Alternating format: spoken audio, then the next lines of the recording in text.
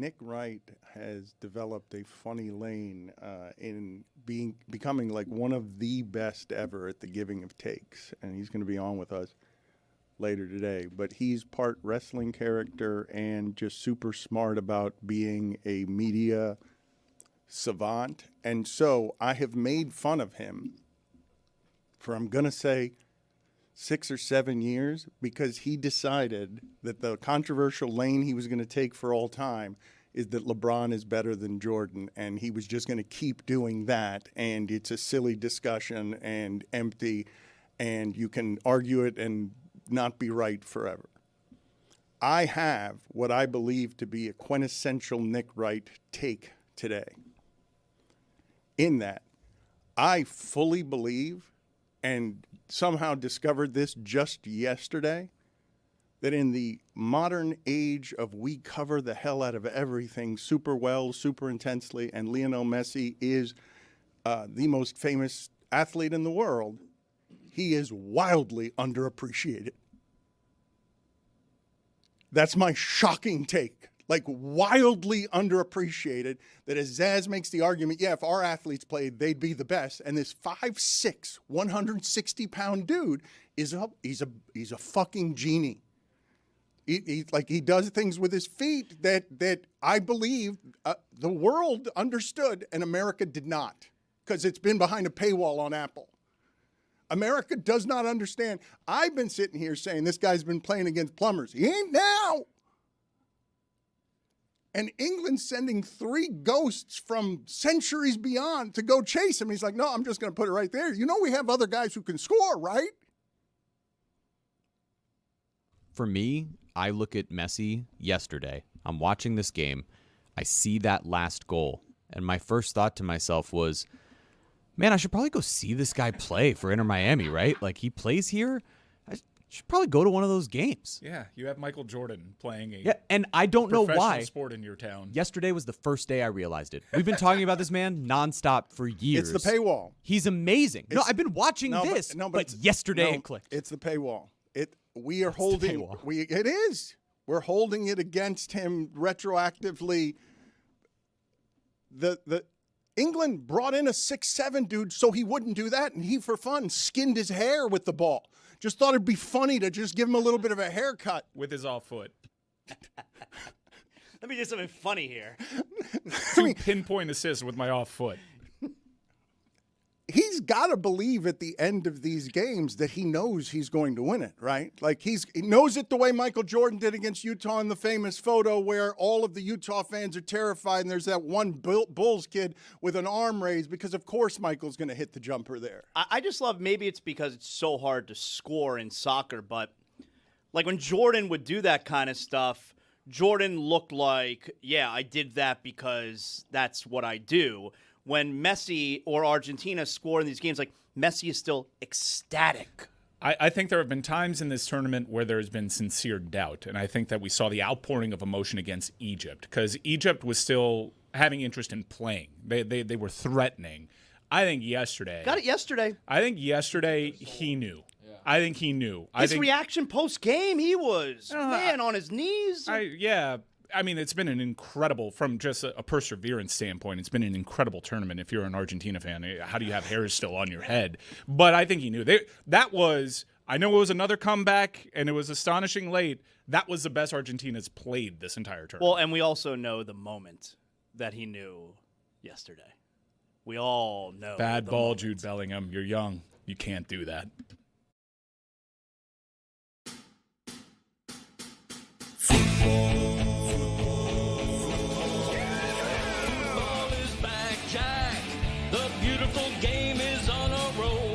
And we'll have an eye on every goal, shouting magisterial, no need to back down. Just park the bus, stop the attack. With the hand of God, put your header back on track. Football is back, Jack. Mbappe's flying through the air. Ronaldo's here for one last prayer. Will Messi come out to play?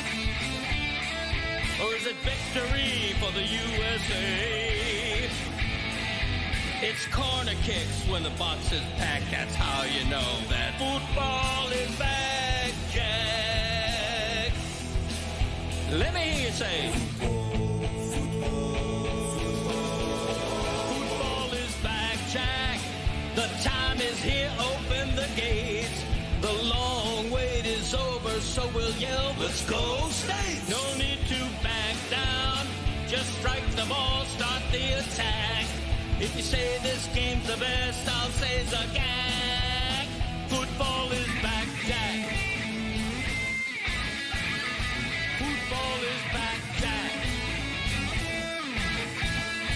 Football is back.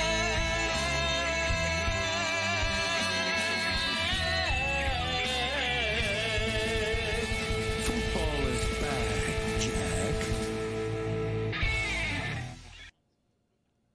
Sports are the greatest, and I'm going to tell you yesterday how it is that I watched this game because you guys are going to think that this is funny. As I tried and have been trying to explain to my wife, hey, this is the greatest. You have to come watch this. I needed her attention. I told you guys for 45 seconds during penalty kicks for Colombia because we know a ton of Colombians. I needed 45 seconds of her attention, and knees high up in the air, she backed into the bush like Homer Simpson out of the room. She did not want to be around. I'm like, no. And I'm like, I'm not going to be able to convince her. So yesterday, this is what I got going on. Because I felt like I was going to convince her because I've got below us for now 6 weeks, people are singing and drunk, and the people who live below us and run that bar are happier than I've ever seen them because money is falling out of the sky, and it's crazy. They are having record days. They would have had a record that was bigger than the previous record if not for what Conor McGregor did on that night to ruin everybody's joy. Don't point at me. It's really amazing what the World Cup does to these local businesses. It's like at the Super Bowl. You were hosting the Super Bowl every day for 3 weeks. It's been crazy in my neighborhood where I've never seen it feel like what it feels like right now. But I'm going to tell you how I watched this game yesterday because it's uproarious. So I've got the sound down, not for the normal reasons. I've got the sound down because I want to hear what's happening outside because directly below me for 6 weeks, I've had the English polluting themselves and singing songs, and that's their bar. Downstairs, they make it go from the street to the beach because they're just all there. But down the street on a giant screen is where the Argentinians are. Okay? And so they are not in the same bar. Like they are a block away, but they are not, you cannot put these people together in the frenzy of what the end of that game was. So England scores a beautiful goal. Harry Kane is great and does what he does from midfield, sends Argentina, which dominated the game, hit the post a couple of times, going backward. And England's goal was beautiful to take a 1-0 lead. And they spent the rest of the game as a country from a century back on, we're not as good at this sport as the other guys, on their heels because here comes a desperate champion and they're led by the legend of legends. Like they're led by somebody who is Tom Brady and Michael Jordan, but with his feet. He's not faster than anybody out there. He sure as shit isn't bigger than anybody out there. And England's bringing in a 6'7" guy, and he's like, what are you going to do with these feet? How about I just spin it around your hair? How about your game plan should have been to have longer hair because I'm going to win the game from over here. And also, and this is just the greatest, desperate champion is the greatest. At the end of the game, you're terrified that he's going to do something, and so you send everybody you've got at him, and he's like, you're going to just leave the middle of the field open. I know Dan Le Batard's analysis has been that team is no good. It's just all messy. Stop saying that. I know. I Slowest team. They're starting to play a little bit better. They are coming online. Look, they win every game. Look, this is absurd. What I am about to say is absurd, and I already said today that we don't talk about Messi enough. Like, he's underrated. The fact that on the world stage at 39, this legend of legends is sitting here telling you, go ahead and get to the 80th minute with the lead. Watch if I get you 2 or 3 goals at the end because you're going to be tired and I'm not. You're going to be scared and I'm not. 4 straight games is absurd. Like, you can't, there cannot have been, not Pele, not anybody, a run like this, and certainly not at 39, where 80th minute on, I'm going to give you 10 goals in 4 games. He's better than he was 4 years ago, and it's not by a little. Well, that's why, to me, is it unlikely that he plays in the next World Cup? I guess, but can we stop saying that this is his last World Cup? Like, we need to stop saying that. With definitive tone, we need to stop saying that. The precision of that last shot that skated past 5 English guys who are all better athletes than he is. With 3 defenders converging with his off foot. He was living on the right side. His left foot is famous. That is a chess piece. Goals are hard to come by. That team can't score them in the first 80 minutes. They never lead until you're done. And it's nuts. They are the slowest team in the tournament. That's been measured. I'm not making that up. That's not my eyes. Like They're methodical. In the tournament, among all the teams, they ranked last in speed. They controlled that entire game. They could have won. They could have won quicker and better than that. Again, it flashed. They were not tired. They looked calm as Hindu cows out there. They were reserving their energy. They were not making the mistake. Thomas Tuchel makes a decision to put 5 along the back line, a decision that I don't think – look, it's been controversial. Thomas Tuchel is getting destroyed. Was he bad? A lot of that is because Thomas Tuchel is German and he's not an Englishman. There's a couple of different dynamics here. But he was lauded because he wasn't going to do the Southgate stuff. He deployed the same exact strategy that he deployed in Azteca. Let me get 5 defenders along that back line. He was really good postgame in explaining his logic. You got 2 wingers and 2 up top. I got to outnumber them 5-4. But the thing is, when you put 11 behind the ball, you can't back them up all the way into your box. They gave Messi all the space in the world that he needed right up until that box. He's going to find the spaces, and when you get tired, and England looked dog tired. You mentioned Harry Kane. I didn't see him as a part of that buildup. Harry Kane was invisible. Yeah. He started it with the launch 50 yards down the field. I don't think Harry Kane is ever going to recover from what I saw in Miami Stadium. I saw a dude that literally left it all on the pitch. He should have been off way earlier. Rashford should have been on. The mistake that Tuchel made, that was the biggest, was I think individually and collectively, he trusted players to not be as dog-tired as they were. Anderson makes a horrible decision to come out and meet Messi. That's the 3rd defender there. You leave Enzo Fernandez wide open at the top of the box. Enzo hits from range. Bellingham too tired to fight across 3 attacking players and close the gap. Enzo, who already fired a warning shot earlier, hey, I'm frisky. I already forced Pickford out of his comfort zone. They did nothing. They didn't respond to that at all. When you have a team pressing the way that Argentina was, you have to put on players that can do something with that have creativity, that can have take-on ability. For Saka and Rashford to not see the pitch until it was too late was probably the biggest error here. Here's what I'm not going to do, Zaz, because I know everyone is going to kill the English. And all my phone, look, I got Thierry Henry's name wrong. I called him Jude Bellington. I am gathering around the television, a bandwagoner like the rest of you. But my phone filled up yesterday with the amateur analysis of England choked.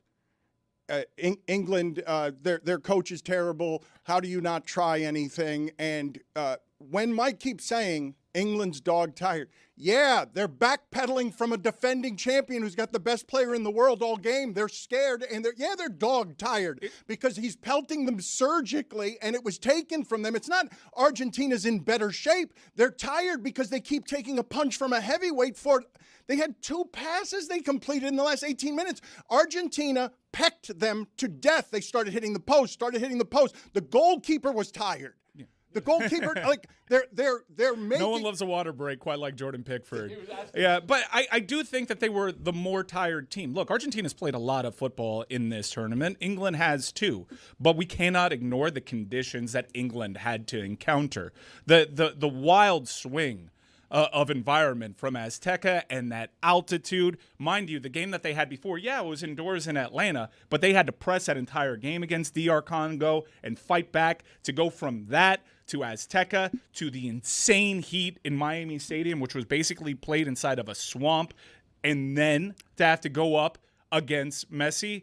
You're asking a lot. I think they mentally were drained. They did not have the legs to close out. They made bad decisions because their bodies were tired, and Messi just picked them apart, and that was the best Argentinian performance of the tournament. I'm going to keep doing this to you, though, when you say they're tired, because you did say, and you were telling me, and this is not allowed to happen, okay? You were telling everybody, man, English mental fortitude is the reason, and I just saw what they did in Mexico. Nobody does that in Mexico. They're tired because they completed 2 passes in the last 18 minutes because a surgical champion legend is sitting there cutting them open. It was an autopsy for 18 minutes on the English soul. It wasn't about the mind and it wasn't about the body. Like, I don't want to keep making this about England when I'm seeing greatness at the height of greatness, and the goal we're talking about that wins it. It's, Mike, it can't be that the other teams got the medal when this is the team 4 straight times in the 80th minute that just keeps dissecting you, and we wonder what happened. Did they choke? Right. No, it's everyone's afraid at the end. Right. Well, look, a couple of things. Argentina's mental fortitude has never been questioned. It's been questioned for England, and yeah, I took a lot of stock in the performances that they had in the ramp-up, and I got to be honest, for 55 minutes, they responded. The dark arts were deployed, Dan. They were testing that American official. Argentina was playing South American football. That was a knife fight. And what did England do? They responded in kind, and they got a brilliant goal from Anthony Gordon, and after that goal, Dan, they had 12% of the possession, which is going to be a different story when we look ahead to Spain, because Spain passed the ball around with intention. The fact that Argentina did not have to chase that game because there was only 12% possession from England allowed Argentina to keep their wits, to keep their legs, and do their thing. And I think that they were pretty shocked at all the space that they had to operate in that final third. Can I give you some incredible numbers for Argentina during this knockout round? Argentina has not led a knockout round game after 90 minutes this tournament. They're in the World Cup final. I'm going to repeat it again because maybe saying, whoa, Zaslow, I can't even believe the things you just said.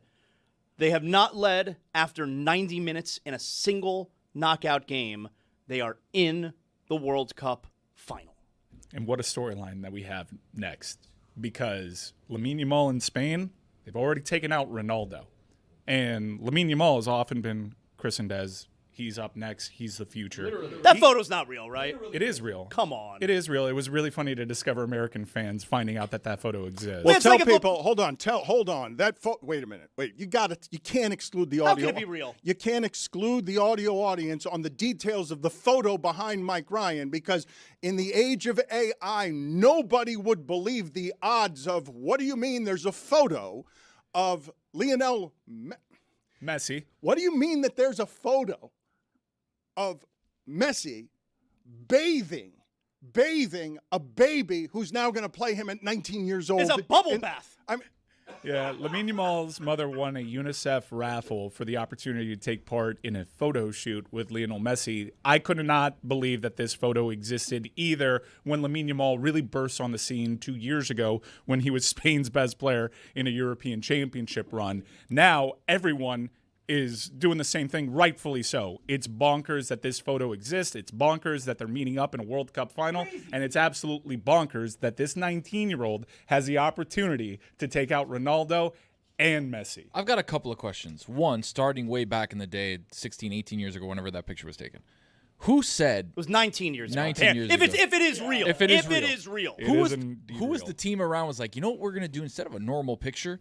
We're going to have him in a bubble bath. Let's do that. That was my first It's question. a weird photo shoot, but it was also 20 years ago. Brother, it was the 90s. Are you about to show me a photo of LeBron 20 years ago was the bathing Cooper Flag? 2000s. Buddy, I made a joke. Second question. Dan, your math friends.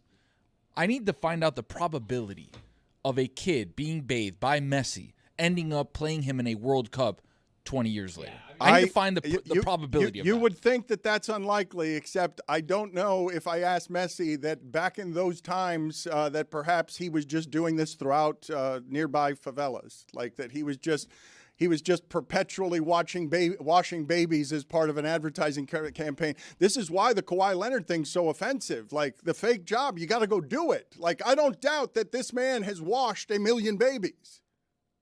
Do you think, if you had to guess, put it on the poll at Le Batard Show. No one likes a hydration break like Jordan Pickford at Le Batard Show. Yes or no? And also, has Lionel Messi washed more than 1 million babies? I'm guessing that he spent a ton of time, given how religious the area is, given how biblical servitude is. I am guessing that he's done a lot of this in the face of humility. Like, I cannot believe. Okay, I can't believe that on what is supposed to be the slowest day in sports, we get the very best sports thing that there is, which is doubted, defiant, obvious, desperate champion doing for the 4th straight time. Is Nick Wright a grandfather at 39? He is. This man is old.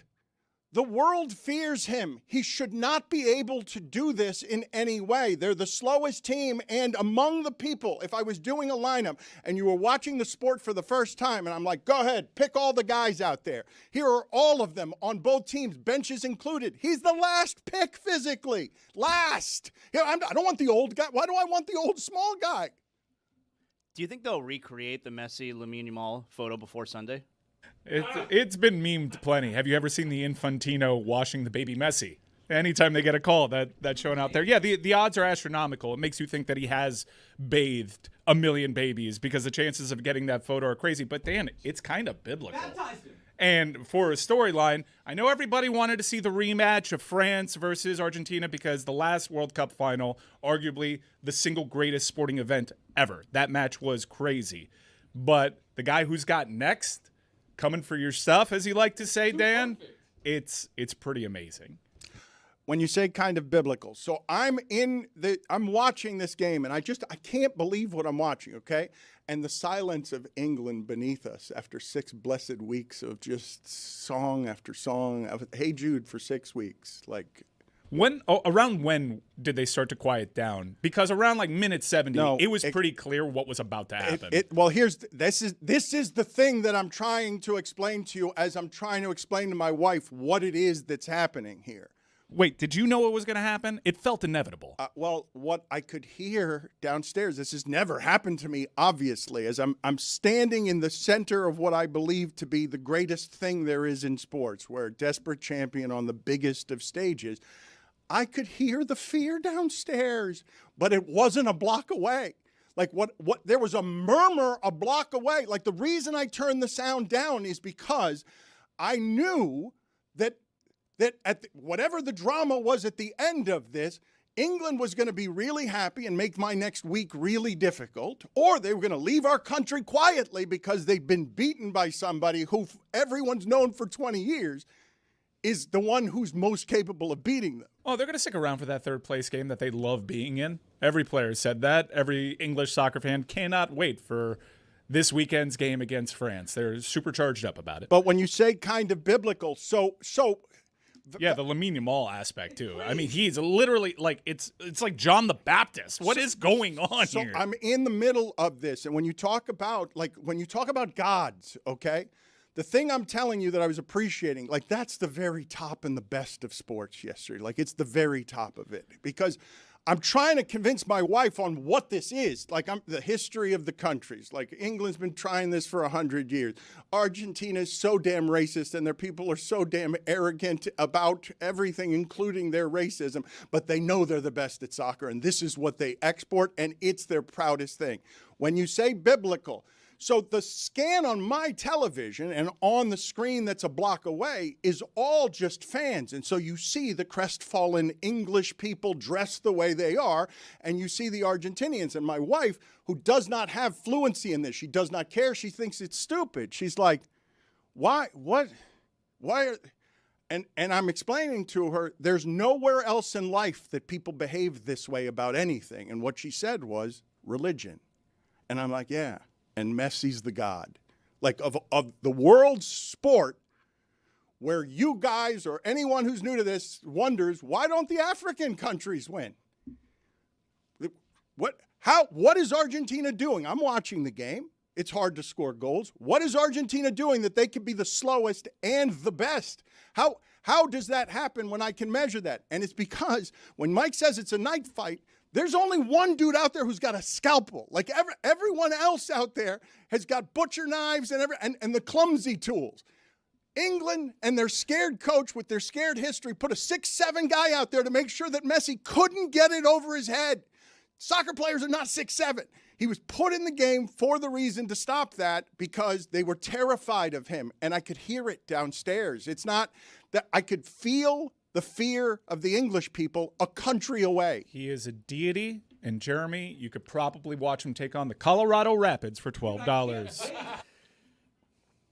It's the greatest, Zaz. It really is. I felt probably most people don't feel this way.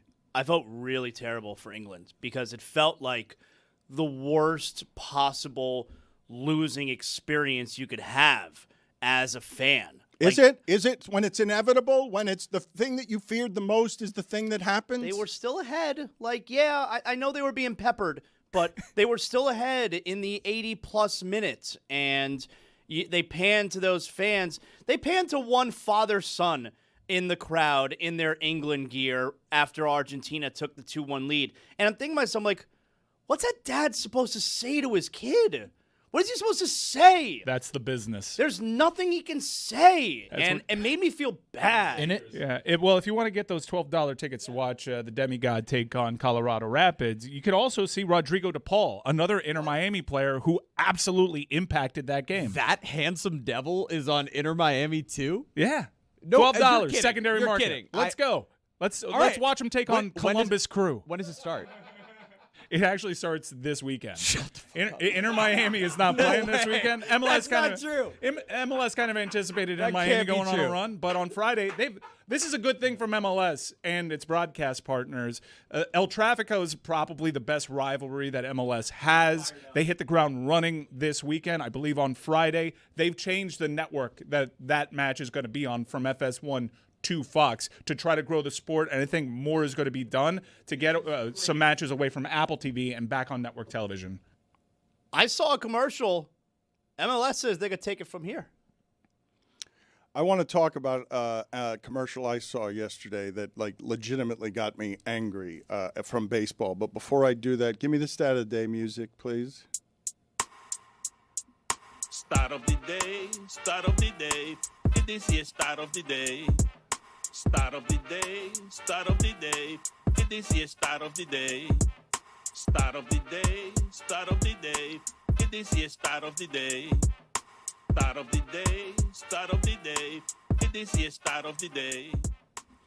Don't let me not talk, Zaz, about what you said. Is that the worst way to lose? Because to me, there's the most honor and nobility in losing that way. It's a double negative, by the way. Don't let me not. Whatever. Fair enough. You're a writer. Per Get Up, the only team in this World Cup to have less than 12% possession from the 55th minute on than England yesterday, Qatar lost 6-0 with 9 players. Like, what happened to England yesterday, I believe was done to them. But you've heard me complain about this for a while, Zaz. You've heard me say that too much sports coverage is something amazing happens, and I have to assign credit, and I have to assign blame. And we skew blame. And I understand why people are mad at England. But if what I'm presenting to you is just the hypothetical, hey, there's this player, and he's better than everybody. And he's been better than everybody for 20 years. And the last 3 games, they're down late. But their whole thing is, yeah, body blow, body blow, body blow. But wait till what we unleash on you from 80 to 90 minutes. Like, okay, we'll wait for you. But it's body blow, body blow. And then you're going to be railing. He does this for 3 straight games. And then he does it to you. And he does it in the most precise way possible. And he does it when you're sending 3 defenders at him. And they're slow. Empirically, slow. They're tougher than everybody at the end because they have this guy. That's what we're going to see. That needs to be appreciated. I know the tabloids are going to kill the coach, kill the strategy. What are you scared of? Well, what I'm scared of is what I should be scared of. They're opening the Ark of the Covenant. Like, what do you mean, what should I be scared of? Everybody knows, everybody watching this around the world is united in the one language of we know what to be scared of here. It's that guy. I think it's both. I think Argentina were brilliant on the day. The tactics deployed early on to try to get under the skin. I don't know if it worked on England. England responded well to it, but it worked on the official. Argentina is really good at working the refs. That's a cultural thing. But the substitutions that they deployed were super impactful, whereas for Thomas Tuchel, that's the easiest thing for Joe soccer fan to understand. Right. Who you're bringing on to the match that impacts a game. He got everything wrong. He made choices that didn't end up working out.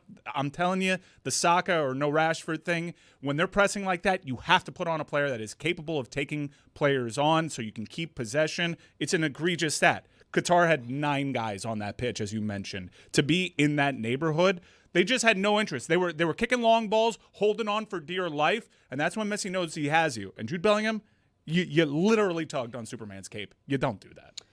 Argentina in the knockout stage has 2 goals before the 79th minute. Argentina in the knockout stage has 9 goals after the 79th minute. All right, put on the screen, please, the tugging on Superman's cape, because Messi did look, he doesn't speak much. His interviews have been terrible for 20 years. He's bad in whatever language he's talking in. But he gave Bellington, as I like to call him, a look that said to everybody, oh, all right, really? You think we're going into the 80th minute and you're forgetting who I am? Here's the thing about the criticism of England, Mike, that I think that you and the world have wrong, okay? What Messi has earned is that he cannot be stopped. And so, because you know who you're playing against, that is the reputation that the world champion and the legend brings into every game. And so everyone in his presence is going to be in the shadow of doubt. They're going to be backpedaling. There is no strategy. They've been trying for 20 years. There's not one. And so, as the weight of 100 years is on the coach, and he's got to make some strategy decision, but it's going to be the wrong one because here he comes in the 80th minute again. And the pitch is only so long, and I can only kick it down there so many times, he's going to keep pelting my goalie, and we all know who we're playing against. And yes, Jude Bellingham, you've returned to the form of the pitch from 2 years ago, but this is a god. You're a player for today. This is a player for forever. Yeah, Jude did some young person stuff in the lead up to that match that I think he's got to grow from, but he can be stopped. Jeremy, Nashville SC stopped him before. I'm seeing August 29th, CF Montreal. Do we think Messi plays? When? August 29th? CF Montreal? Maybe Saturday night? He'll get a little lather. All right, I'm getting tickets. I think he will. Dan, I think they get stopped in the next match.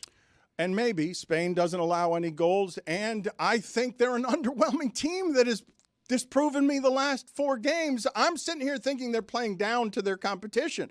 They're playing as big favorites against countries nobody expects to beat them, and all of them are tight games. And the thing I want to talk with you guys about, though, is as it relates to mental metal. Mike Ryan is impressed by England until he isn't. They go into Mexico. They had the tougher path to get here. They looked better in every way. They were the favorite slightly in the game against the defending champion with the legend. That doesn't happen very often, okay? Yeah, don't skip over having to come back against Norway in a swamp. In a swamp so hot that Norway's best player had to be taken out of the game as the oldest guy on the field. This guy, Messi, doesn't get the same kind of tired because on one of the goals, he's playing against such younger defenders, Zaz, and they're the ones tripping and falling and getting out of the way that your legs get tired because he did that to them. And so I ask you within the coverage of this, if not in this spot, in what spot will you say, you know what, I'm not going to go with blame here? I'm right there with you. I think it's both things. No, but when you do both things, I think it when you both sides. I'm disrespecting Lionel Messi. No, I am not. You're disrespecting the question I'm asking you, because I'm saying in this particular instance, what hypothetical can I offer you if not this one? When the legend beats you at the height of his powers, you put down your sword in the knife fight and say, I don't have a big enough weapon. This is the legend being the legend, and he's a player for all time. I'm not. Yeah, but it was also Buffalo Bills behavior from England.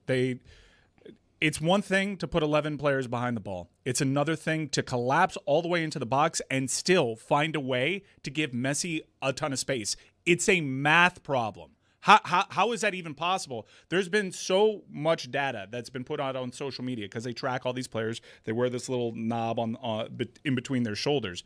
And it's visible there how extremely tired England was. I do think that it got to a point where they were feeling it in their legs, and they saw a guy who famously conserves all his energy, and a team that just keeps their wits about them when they get dragged into these rock fights late in games. And I do think experience, the greatest player in the world in particular, operating on the right, which is not something he favors, with his right foot, those were individual moments of brilliance, and you have to hand it to the GOAT. But England were desperate. Those were prayers that they were clearing, and it allowed Argentina to get ahead of steam and just dominate them in their final third. Zaz, should I sit near midfield or near the goal? What's the better seat for soccer? I mean, you're speaking about England's strategy as if Tuchel wants them to play all 11 The in thing the that's bothering me about what he's doing when I am saying that he is disrespecting Messi, he's saying the English got tired as if he's not the reason. Like, yeah, they were exhausted. Yeah, because of who they're playing against. It's not the only reason. Right, but the point I'm trying to make is I don't think that Tuchel is telling his guys to play scared. Like, it looked like they were playing scared. Tuchel, in his post-match, tried to learn a little bit from the Jude Bellingham thing, where he was like, our effort didn't match that, and that's where he erred and both Bellingham erred. He was trying to learn from that. He's like, look, we have the results. He explained thoroughly why he deployed the tactics that he did, and he didn't want to throw his players under the bus. But when you play like that, the effort has to match it. And these guys, they were just trailing. The data, I'm sure the data that they have access to will tell the story. They just got punched out in the end to an all-time great team. I'm going to go ahead and guess, though, that the data will also show that over the last 4 games, there have been different tactics used at the end, and Argentina has beaten all of them, and the coach has gone home saying I should have used other tactics because all of the tactics have been the wrong tactics. Amen. They have a celestial being. He's the greatest of all time. Yes, I am not taking anything away from him, but I do think not being able to keep possession and make Argentina was fresh as hell because they had the ball the entire time. They dictated what was happening. England was dog tired because they had 12% possession. You're chasing the ball. Quantifiably, if I tell you that, one team is vastly more tired than the other. It's tough because I can sit in the 100s behind the goal, but it's double the price of what it would be for the 200s at midfield. So I just need to know which is the better angle. How is Messi so much better in the World Cup in his 30s than in his 20s? Well, this is the thing that I want to get to the goal calls because Andres Cantor does this just about better than anybody, but I think I might want to replace him with Your Mother's a Slut. Because I think Andres Cantor, even though a legendary voice, I want to hear his call, emotional as it is, but it's not the call that I want to hear the most. But the question that Zaz is asking is a great one. I don't want to simply skip past this age of mastery we're in when I'm telling you that what I'm watching yesterday, okay, is a religious experience. History, countries, why I got into the business, like why I fell in love with sports and wanted to write about it a million years ago, because people care about this like they care about nothing else in the world. And when my wife and I are talking about, yeah, it's biblical, yeah, it's religious, it's virtually literal, because there's not this kind of fanaticism anywhere about anything emotional. And what I'm telling you is that what I saw yesterday is the very best of it. Desperate champion, the identity of countries in play in games that are played once every 4 years, and really, if you're England, once every 40, because you don't get this far. And we can do our sports debate talk around, blame the English, okay? But I don't want to skip past the age of mastery we're in when a legend of legends is still the most legendary at 39. And at 29, we were doing to him what we did to LeBron. You can't win the big one. Yeah, are you as good as Ronaldo? No. Like, we take all that back now. We take it all. But 10 years ago, we were questioning this person because we make it really hard in the modern age for legends to overcome our 4 years ago, we were questioning this person. But 10 years ago, over the last 10 years is he playing against ghosts or is he playing against today? No, 4 years ago, he was an underwhelming World Cup performer. Somebody who choked, somebody who didn't have the medal for this. Someone who didn't have the knockout stage record of goals and contributions. And that's why I say very easily, not a hot take, he is much better today than he was in his signature World Cup performance of 4 years ago. It's a crazy thing to say, though, right? In a sport where the margins are this small and the goals are hard to come by, I would imagine, even though the same countries are there at the end, it is harder. Zlatan said, I played 2 World Cups, never scored a goal. It's pretty good. I'm Zlatan. I have a lot of confidence. This person could have been every bit the player he is, and in the 80th and 90th minute, they lose sometimes because the margins are this small in that sport. For him to do this at the end, you understand this is LeBron winning all the championships at the end with the game winner, right? Like this is LeBron at his present age winning all of the championships against everybody in the world because he always gets to do the things that are the game winner. It's nuts. This is Tom Brady and LeBron James and Michael Jordan of the feet. And it's in the last 5 years of his career. We wouldn't have given it to him the 15 years before that. And he might get taken out by a 19-year-old. Probably will be. He gave a bath to 18 and a half years ago. So it's either row 10 in the corner if we want the 6 of us to be able to go together. It could be row 13 in the second level at midfield, or it's row 4 right behind the goal. It's making me think that that's not really the spot Is we that want to be. against San Jose Earthquakes? No, this is CF Montreal as well. Play the Andres Cantor call. libre, Palo otra vez, y va Messi, primero Spence, Maca, Messi engancha y va, tiró con la derecha.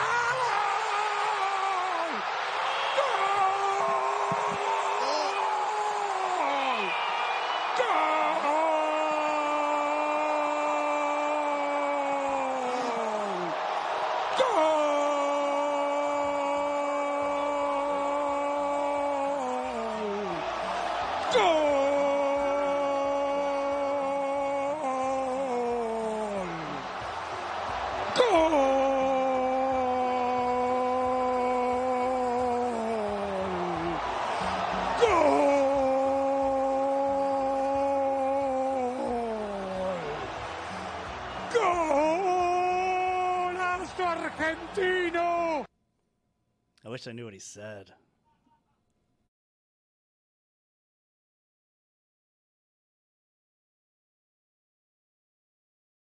Second half of the Major League Baseball season is underway. For this week's episode of The Pitch Clock, we've got it every single Thursday at 3 p.m. on the Le Batard YouTube channel, as well as over on the Le Batard podcast feed. This week, we have Steven Nelson. He is an NBA TV host, which you might say, like, what? Why would you have an NBA TV host? That's because he's one of the play-by-play voices for the Los Angeles Dodgers. He is a great new guest here on the Pitch Clock. I really, really enjoyed this conversation. You guys are going to like him. I'm going to try to get him on the main show sometime, too. So Steven Nelson is here, and Chris and I continue to square off in our Pitch Clock trivia. I'm starting to get nervous. We're heading toward the trade deadline. We might want to bring some other people in. We'll see if maybe we come up with like a phone a friend scenario or something starting soon. Either way, this is getting hotly contested as we head into the second half. So, trivia as always, Steven Nelson of the Dodgers broadcast, and you can watch it all on the Pitch Clock on the Le Batard YouTube channel. Coming up this Friday on Mystery Crate, which you can find on YouTube, anywhere you get your podcast. Please subscribe, please like, please follow. Please join. Please. Just do it all. Please. Join us on Mystery Crate. We got a lot today. Rose is playing Finish the Lyric. It's my new favorite game we do on Mystery Crate. We got a couple more of those. We are not ranking. We're doing top 3 Nolan movies of all time. Top 3 Christopher Nolan So that is films ranking. of all time. That is ranking. You've only seen 2 of them. And I am the biggest. You just ruined my joke. I'm the foremost expert on Christopher Nolan movies. That's fantastic. So make sure to check in. I'm for the my- 5 most. Yeah, the 5 most. We are also possibly living in a simulation. That's always the with question. with the Lionel Messi and Lamine Yamal photo. Yep. A lot of good stuff on that. We imagine what Dan would look like if he was the way Messi would christen young babies to be the next great soccer player. We want Dan to do that. That's basically what's happening in that photo. Good episode of Mystery Crate. Check it out. God, we need Luis. Please. Yeah, we could do that again. I'm sorry. This episode of the Dan Le Batard Show is presented by DraftKings Sports.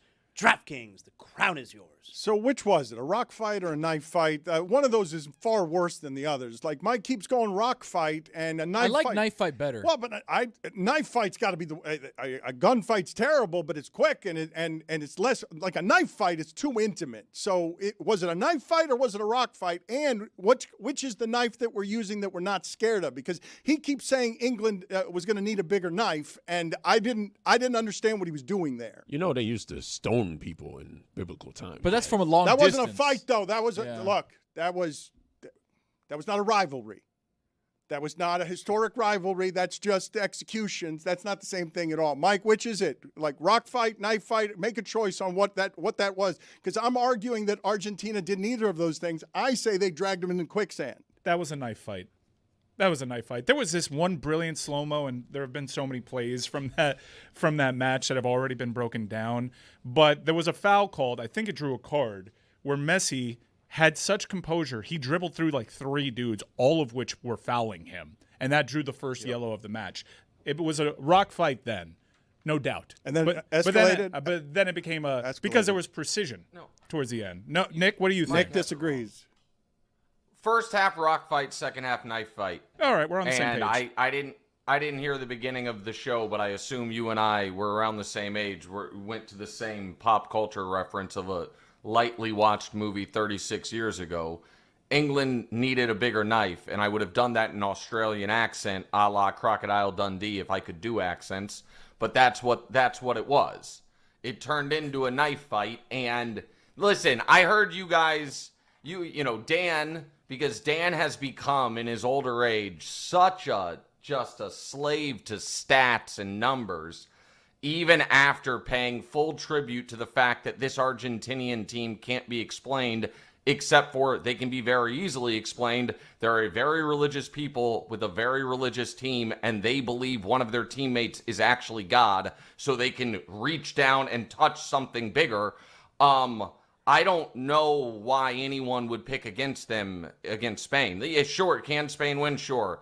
But I'm just curious, what's the game situation Spain feels good about? Trailing, that's not good. Tied, well, Messi's going to do it. Leading late, they've got us right where they want us. Like, at some point, when you're playing the absolute undeniable GOAT at the peak of his powers, somehow at the peak of his powers, and all of his teammates would die for him, there's something to that, I believe. How about this stat? The only 2 players in the last 60 years to have the most shots and create the most chances in a FIFA World Cup. Maradona in 1986, 29 shots, 30 chances created.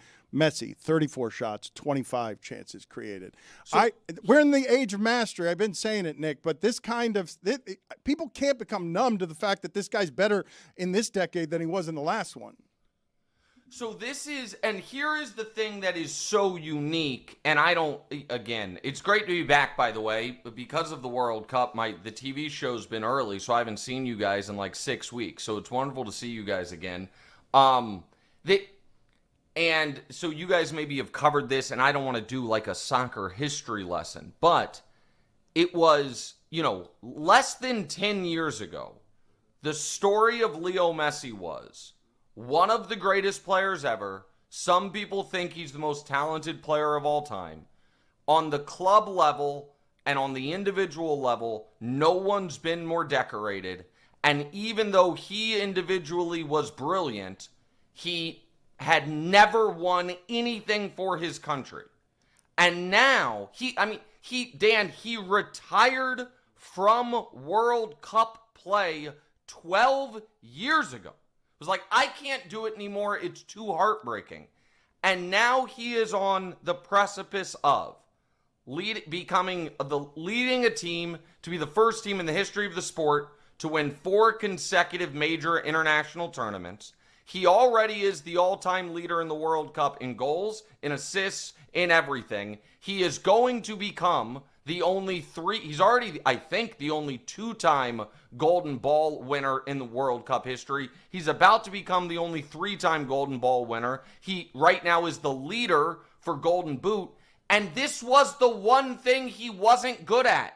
Like, and I said 12 years ago, all we have to do is go back 3.5 years ago. Argentina loses to Saudi Arabia in the first game of the Qatar World Cup. And everyone's like, all right, I mean, he's going to go out sad. And since then, they've won every game. He's been the best player in every game he's played. And it's just a transformation reputationally. And at the end of these games, he plays perfect. I don't think there's a comp for it. Because it's not like Brady or Braun or Jordan had this big hole on their resume that they then filled in at the end. So it's truly remarkable. Well, let's examine, though, what you're saying as the critic for our times. Go ahead and do the pyramid of the greatest of the great. Worldwide, your time. You are a LeBron stan, and I'm sitting here saying that what he's doing, what this human being is doing at 39 is an immortality that no one else other than Tom Brady has achieved at that age. You're supposed to be dead and done. Oh yeah. Yeah. Oh, yeah. We're doing who's the GOAT across all sports? GOAT of all goats with Nick Wright. Come on, that's a good show. Oh, I'm going to Pyramid Nightclub. Yes. Mike Ryan, I'll one-up it. I'll one-up it. Wait a minute. How about a Mount Rushmore? I'm coming with all How three about a of my Mount Rushmore, Mike? Nick, you're not listening to him. The dirty demon of debate is ejaculating as you speak. With 3 penises! With 3 penises, and you're sitting here so excited. You're such a selfish lover that you're not paying any attention to him. And I was trying to up it. I said I think the only thing better than doing a sports-wide GOAT debate is a sports-wide Mount Rushmore, and I have it ready for you. Yeah! No, but of my lifetime, you said. But of my lifetime. But Mount Rushmore makes the 4 equal. I want the one at the top of the Mashmore. Yeah, and spit on it a little bit with that contract talk. He's jacked now. Can I tell you something in all seriousness? And I don't know if I can be serious after that, Mike. What the World Cup's given us a lot. You know what it has really given us? Every day when we do the TV show, there are topics at the bottom of the rundown that don't make it in, that if not for the World Cup, I'm like, we would spend 20 minutes on this and maybe lead the show. Like Dak, number 6 in that ESPN quarterback rankings, has not made the show. It would feed us for 2 days. If not for the World Cup. So thank you, Infantino. I appreciate you, FIFA. Mike Ryan was weeping because Kevin Wildes dared to tweet Argentina played to win, England played not to lose. He's like, we've made it as a sport in this country. Nick, let me give you a compliment. You, Colin, Dan, to a very large degree, Zaz, I am so proud of how you've avoided the tropes of yesteryear, how you guys are embracing this. And I know you're part of Fox, and maybe that's an edict from on high, but the way that you guys are seriously taking this and not treating it as it's some niche thing, because it's the biggest thing in the world. Finally, legacy voices are meeting the moment. I'm really grateful for it. I popped when I saw that Kevin Wildes tweet. So on that note, I thought, people got mad at me because back when the U.S. was still playing, I dared to have the opinion of Christian Pulisic. I know you got kicked in the calf in the first game. It's the World Cup. Maybe play through it. And then in the other game, I know you by your own account turned your ankle, but maybe play through it. And I think there is a level of soccer's arrival being stamped by the soccer stars, or in Pulisic's case, alleged stars, getting the sports take treatment. Like, nah, we're gonna take some runs at you, and we can really up the ante when you're like, Mbappe, I know you score a lot of goals, but since you've been the best player on a team, you've never won anything. And your team always wins as soon as you leave. But that's neither here nor there. You want to call Messi the greatest athlete of all time? I'm okay with it, Dan. Mount Rushmore of my lifetime would be Messi, Bolt, Brady, Braun. And Serena maybe would have a say in that. I don't know who she would bump off. But if you want to say he's the... What happened? I'm an ally. He shouted, I'm an ally, because you wanted to make that Mount Rushmore, you wanted to make it diverse. Don't forget about Marta.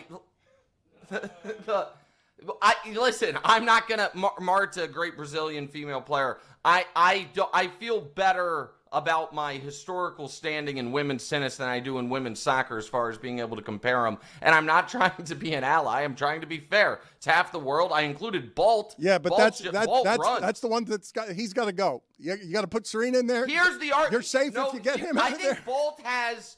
I think if we're arguing Messi is the greatest athlete ever, I think Bolt has the strongest case against him, because my case for Bolt has always been it's literally the oldest sport in the world.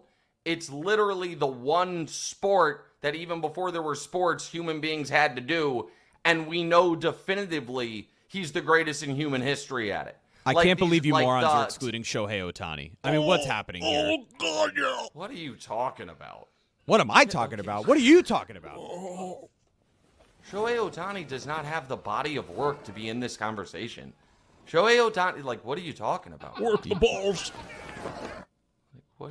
Jeremy, you picked this fight. Don't back down. Yeah, I know what I'm talking about. I'm talking about the best two-way player of all time. He basically plays two sports at an elite level.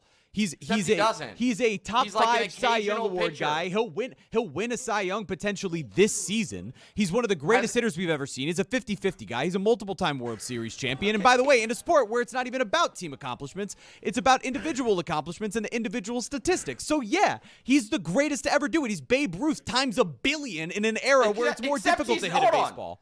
Just real quick, if we're going to be at all accurate or at all fair. I was not including Babe Ruth because I was talking about my lifetime. But since you did, I will. In no way, shape, or form has he even come close to approaching Babe Ruth. I'm close. You just gave him a Cy... Hold on. You gave him a Cy Young. I said he's never won it. I said he's a runner-up. I'm finishing. Oh, hold on. Yeah, he has never been the best pitcher in baseball for a season. And one could argue that over his time, he has batted back and forth, him and Judge, the best hitter in baseball. I'm not here to neg Shohei Ohtani, but you want to put him, alongside Braun and Brady, you're out of your mind. You're out of your mind. It's just not. There's no back. The idea of it is great, and the fact that had he not blown out his elbow or whatever the hell he did to where he could. Why is everybody laughing? Because Mike, as the demon, is clearly climaxing, and you're a selfish lover. Put a finger in there, but if you tell anyone, I'll deny it. In where? I figured you had 3 holes. Dealer's choice, baby. He's a Rookie of the Year. He's a 4-time MVP. He finished up runner-up the one other year. He's going to be the MVP. He's not Babe Ruth yet. He's going to be. Babe Ruth couldn't hit Anthony Bender's slider. Are you kidding me? Don't just stare at it. Eat it.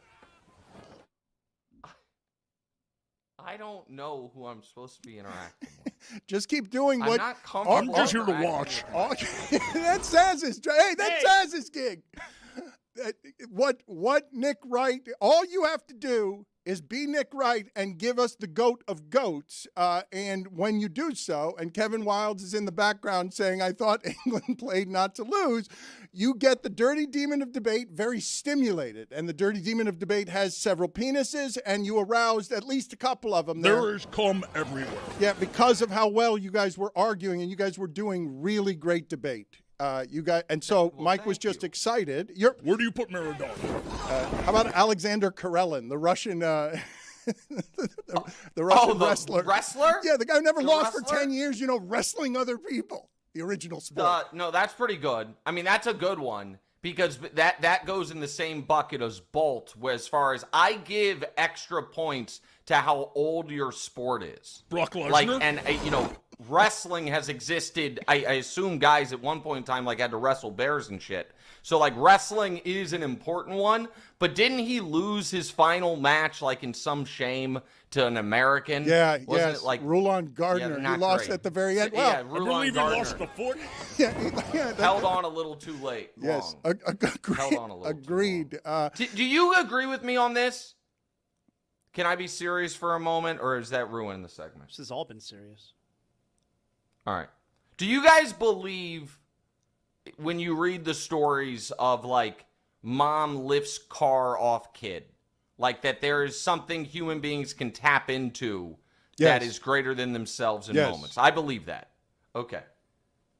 I truly believe whatever mysticism that is, Messi's teammates tap into. Have you ever I believed that believe of that. another team that you've watched ever in your life? Because when you're saying this, you like some of the abstractions, but I've never heard you do it a religious abstraction where this team believes more and its people believe that they do have not the hand of God, the whole body. Yeah, and I think their belief is so pervasive, it impacts the opponent. Like, think about what we've seen, right? Cape Verde, and shout out Cape Verde, tied Argentina through 90, tied Spain through 90. That a guy on Cape Verde scores a goal to tie the game. He knows logically the game's not over. It is such an out-of-body experience. He jumps into the stands, finds his girlfriend. Egypt thinks they're going to beat Argentina, has it ripped away from them. The coach starts throwing up I think that's the racial abuse sign he threw up, to the point to where his brothers and his brother and other coaches were like, chill out, calm down. Switzerland has finally gotten back in the game. One of their star guys gets so excited about it, he just flops and ends up flipping that game.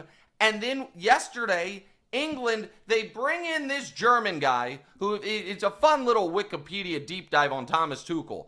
Everywhere he goes, he wins. He's there for 15 to 21 months, and then he leaves with everyone hating him. But he wins. They bring in this guy so they don't get tight late. They have the lead, and I really feel like there's such fear that Argentina and that team belief creates for the opponent that they play a different way. And so it does become something of a self-fulfilling prophecy. Maybe Spain will have the antidote, or maybe everybody's showing, understandably, that picture of Yamal with Messi as a baby. Like, I don't know, man. If I'm Lamine Yamal and there's like a little tiny bit of me that's like, all right, even if he's not religious, like, all right, maybe this guy, maybe I'm me because of this. You think he's going to be at his best in this game? Because he touched me. Wait a minute. So you're alleging, just to be clear, because you were touched by God, you're now afraid that you're going to lose to God in this game because the only reason you are who you are is because he once touched you. It's not afraid to lose. It's like, all right. What an honor. What an honor to lose. Am I me because of him? And if so, can I really be at my best here? Or is this his moment? I get the next one. I'm just saying. I'm just saying great. that. What, Mike? I think Lamine Yamal wins. And he hasn't played his best game. I thought he was really excellent against France. They are not a one-man team. And what sets Spain apart, not just their defensive prowess, because they are unbelievable this tournament, they are as equipped and organized defensively as any team to face Argentina, but the fact that they pass with intention, they keep possession.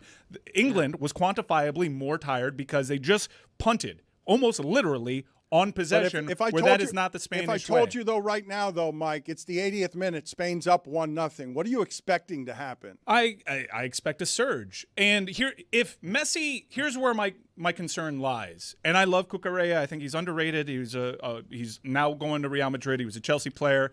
Variance. If you have that crazy hair, you're susceptible to mistakes. It's a wide variance, like David Luiz.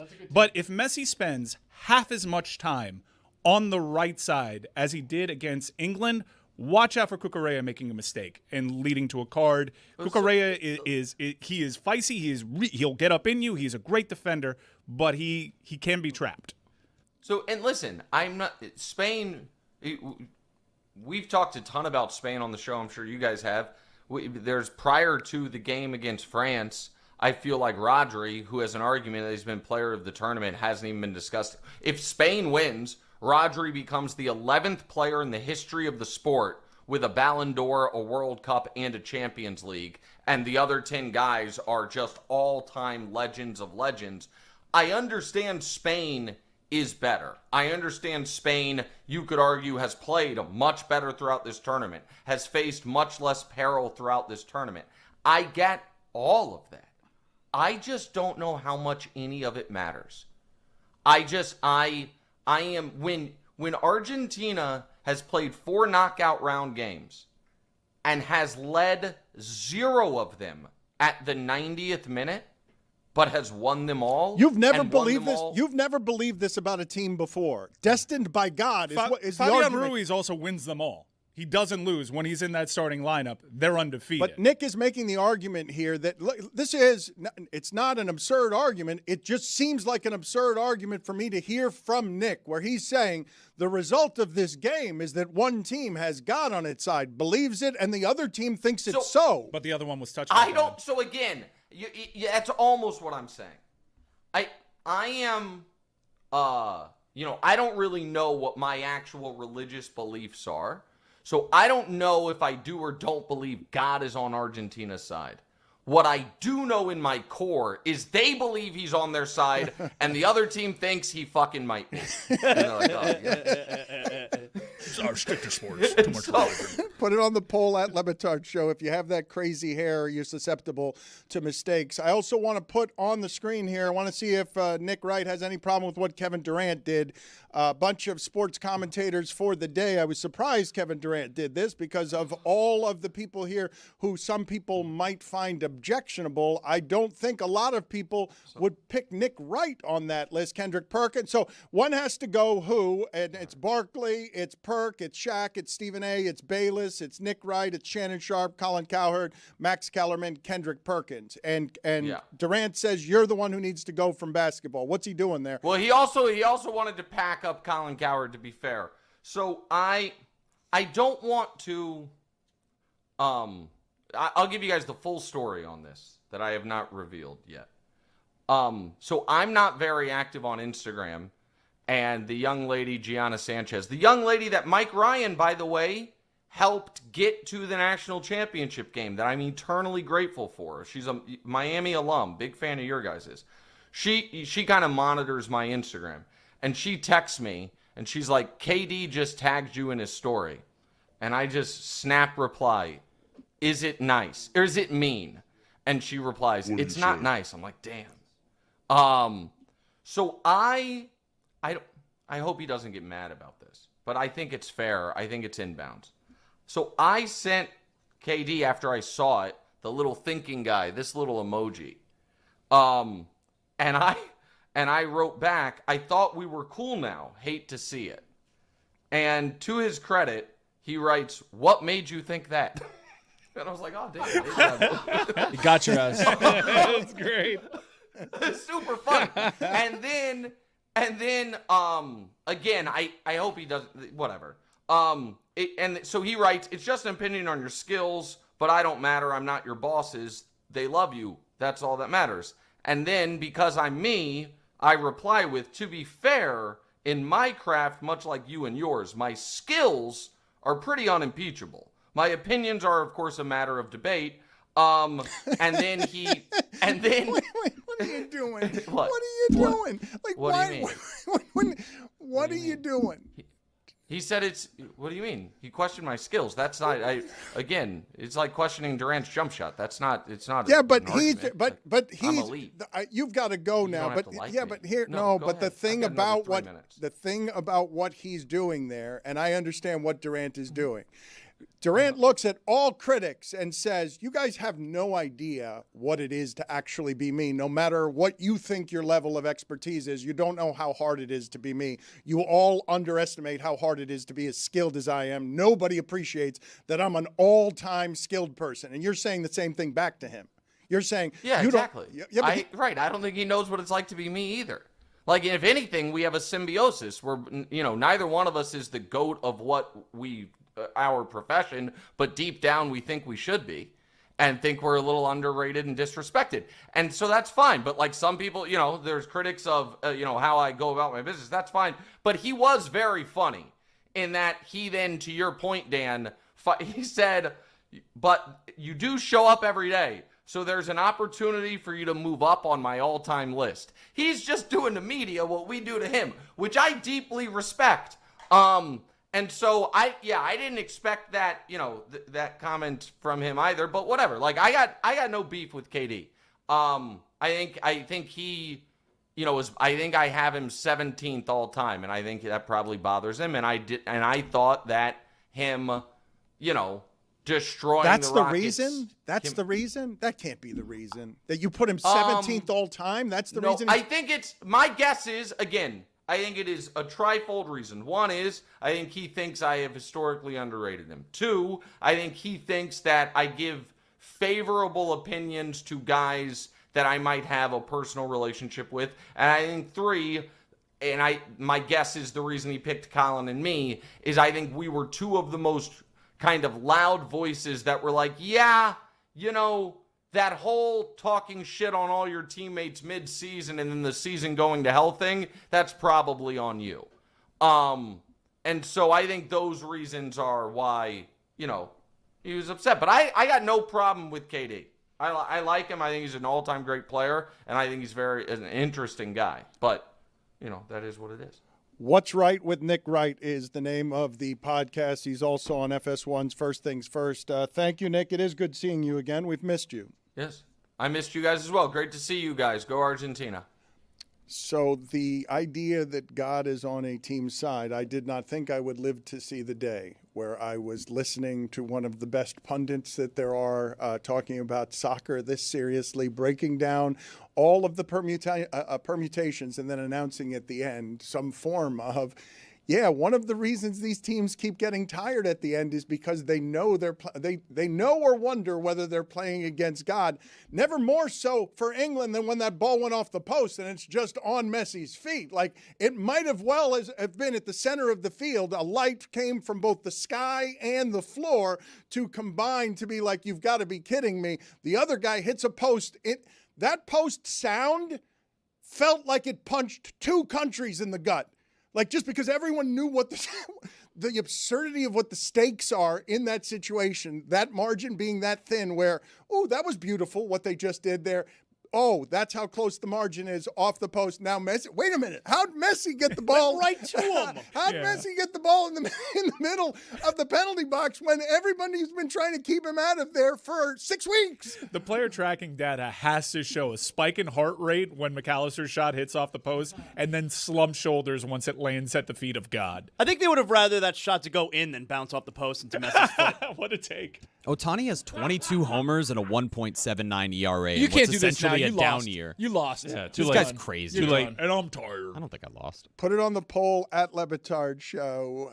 Should Cape Verde just be given third place? Never mind France and England. Just go on home, pack it up, give Cape Verde third place because they played Spain 0-0. I was listening to an English pod, and they were so sad to be reminded that they have one more match. Where is it? Miami, God. Explain to me, okay, because of how wondrous I find everything here. Because this was majestic a couple of different ways. I know we've got short attention spans, and I know that we live in crazy times, okay? But a really fun World Cup has been a spectacular success in all the ways for soccer, for the United States, for the world, everything successful. And then we give in the best semifinals ever, and France gives us a turd, and that's not a lot of fun. But this last game, Messi is doing the majestic things as we head to the punctuation on all of this. The best scenario is what in the next one, because I'm asking Mike while he's talking to Nick Wright. I think the best story is Spain's up 1-0 in the 80th minute again, and he does it one more time to a team that has allowed 1 goal in the entire tournament, and he gets 2 in 10 minutes because that's the punctuation of the legendary story for all time. Do you think if you said to Spain right now, you can be up 1-0 in the 80th minute, will you take that? Or do you want to just start at 0? But with all the subsequent fatigue of, do you believe that God is on their side, and they've been punching you for 80 minutes because they're tenderizing you. Which one? Like they're all they're doing here is tenderizing you, so you're at your weakest when they're at their strongest, and God is going to come down from heaven, and the ball's going to hit the post, and it's going to be on his foot, and it's going to be light and a lightning bolt, and everyone's going to get scared. There are no bad stories here. That's what's so great. If Argentina win, it solidifies. I think we put everything to bed. There's no more Ronaldo, although that's, for my money, well off in the We're not distance. done with that yet? No, it's just ghost now. If he does it again at 39, wins back-to-back, which is something that is very difficult to do on the men's side, I think everyone just admits, holy shit, this is the greatest of all time. And if he loses, you get the next star. You get someone that was literally touched by God as a 19-year-old, already a reigning European champion, already playing for Messi's former club, already the number 10 for that club. You have Lamine Yamal take that baton. It sets up the next generation of storytelling. But is Messi going to be Hulk Hogan on the way out or Ric Flair? For those of you watching on YouTube, DraftKings Network, Peacock, and the goal we keep showing from a camera angle that is for all time on just a phone, because we're not allowed to have rights that FIFA is very protective of its rights. So I have really enjoyed that all show, and I continue to say, just play it all show. I want it in the corner of the screen. I don't want people to lose sight of the perfection of, in that spot, Argentina making a goal look easy, when these goals are so hard to come by. And I want you to watch all of the movements in slow motion of Messi as they fear him going inside, because they fear him more going inside to get centered. But he will also decide to pass on occasion in a way that gets past a couple of feet by inches, gets past a couple of heads by inches, and then becomes a very easy goal somehow. Dan, you couldn't throw that ball to where he kicked it. You could not throw it. Now try to throw it with your left. Not with the spin, not with the curve, not with the momentum to catch your guy in mid-flight when it's skipping past other heads. I don't want to lose sight for a moment of the greatness that we witnessed yesterday. Now, Pablo Girolt, we said, he says your mother's a slut. It's part of his goal call. We played him before, what was this, 2 times ago, 3 times ago? The Egypt game, I think. That Messi did this down. That Egypt match was how many years ago? That was, so you went to that game and you wanted Cape Verde at that game. You didn't want to be at that game. Yeah, that was 3 years ago, that Egypt match. Egypt was up 2-0 in the 82nd minute, 83rd minute. That's the only time this entire time where I'm like, oh, they're dead. 2-0 and a goal had been reversed. They could have been up 3-0. Controversial goal was disallowed. But this is where we discovered Pablo Girolt, and he discovered that Argentinians say your mother's a slut more casually than Cubans do. Let's hear what it is that Pablo did on this goal. Por eso otra cosa, viene Messi, banea Messi, va Messi, mete el centro, ¡gol!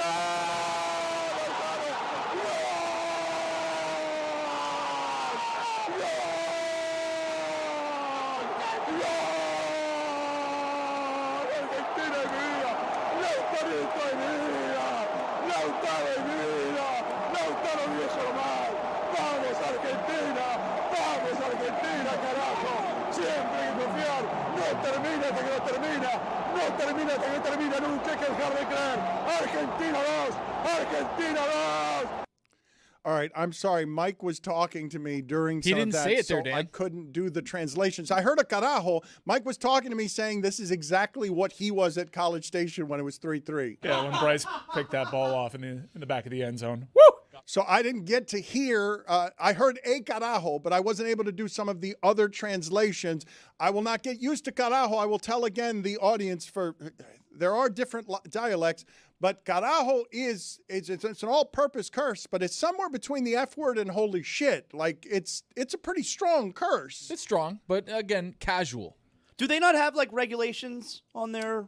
Well, but no, what Andres Cantor told us is that Argentinians don't use those, your mother's a slut, the same way the Cubans do. That he's saying, Andres Cantor is saying that your mother's a slut is casual slang. It doesn't even mean your mother's a slut. It's just a euphemism. Yeah, to put it in English terms, you remember the horror on Zlatan and Thierry Henry's face when Alexei Lalas just said wanker. And they were like, oh, how do you say that? What Really? do you mean? Yeah, wanker doesn't mean anything here. Over there, it's a bigger insult. Huh. And so that's what happened on that particular goal call. Zaz, did you find yourself yesterday? Because, I don't every day want to just ignore that on the slowest sports day of the year, allegedly, after a really wonderful tournament, they give us the very best of things. Because, I don't know, it was a week ago that I was telling you guys, it is an honor if you're someone who loves sports to watch desperate champions be desperate. It's like the best of the viewing experiences when you're coming in baked into the game with knowing the history, knowing the stakes. Your knowledge is so large about what you're watching that you almost can't explain it to somebody who doesn't understand. I will ask the poll question again at Le Batard Show. If I lined up all of the players playing in the semifinals and you were watching and picking teams for the first time, is Messi your last pick? Physically, just based on what you're looking at, is Messi the very last guy you're selecting, given that I've told you before that he walks past the weight room with a cup of black coffee? He's not doing the things the other people are doing.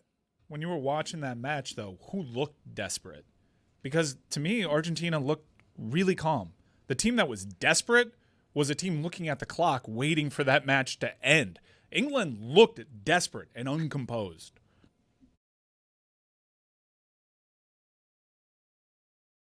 Second half of the Major League Baseball season is underway. For this week's episode of The Pitch Clock, we've got it every single Thursday at 3 p.m. on the Le Batard YouTube channel, as well as over on the Le Batard podcast feed. This week, we have Steven Nelson. He is an NBA TV host, which you might say, like, what? Why would you have an NBA TV host? That's because he's one of the play-by-play voices for the Los Angeles Dodgers. He is a great new guest here on the Pitch Clock. I really, really enjoyed this conversation. You guys are going to like him. I'm going to try to get him on the main show sometime, too. So Steven Nelson is here, and Chris and I continue to square off in our Pitch Clock trivia. I'm starting to get nervous. We're heading toward the trade deadline. We might want to bring some other people in.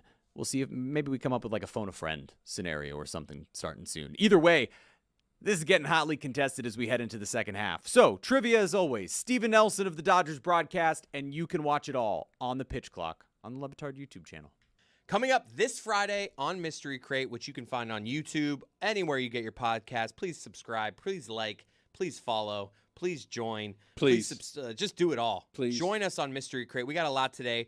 Rose is playing Finish the Lyric. It's my new favorite game we do on Mystery Crate. We got a couple more of those. We are not ranking. We're doing top 3 Nolan movies of all time. Top 3 Christopher Nolan So that is films ranking. of all time. That is ranking. You've only seen 2 of them. And I am the biggest. You just ruined my joke. I'm the foremost expert on Christopher Nolan movies. Fantastic. So make sure to check in. I'm for the my- 5 most. Yeah, the 5 most. We are also possibly living in a simulation. That's always the with question. with the Lionel Messi and Lamine Yamal photo. Yep.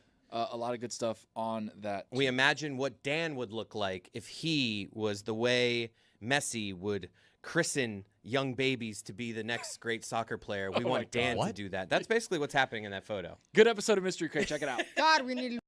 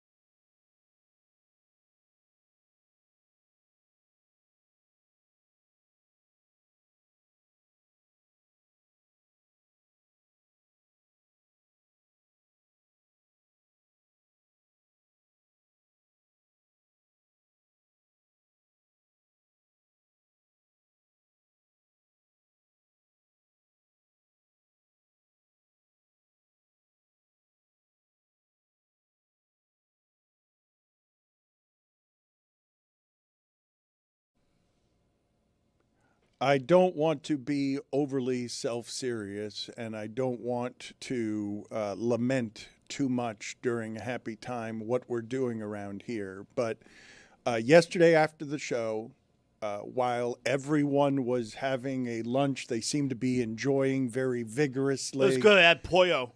Well, you started to have pollo, and everyone seemed to be enjoying their lunch. But when we as a media company interrupted our lunch to do what we did yesterday, watching everyone an army of soldiers scurry to attention, having their lunch interrupted, I thought it was the lowest point of my journalistic career.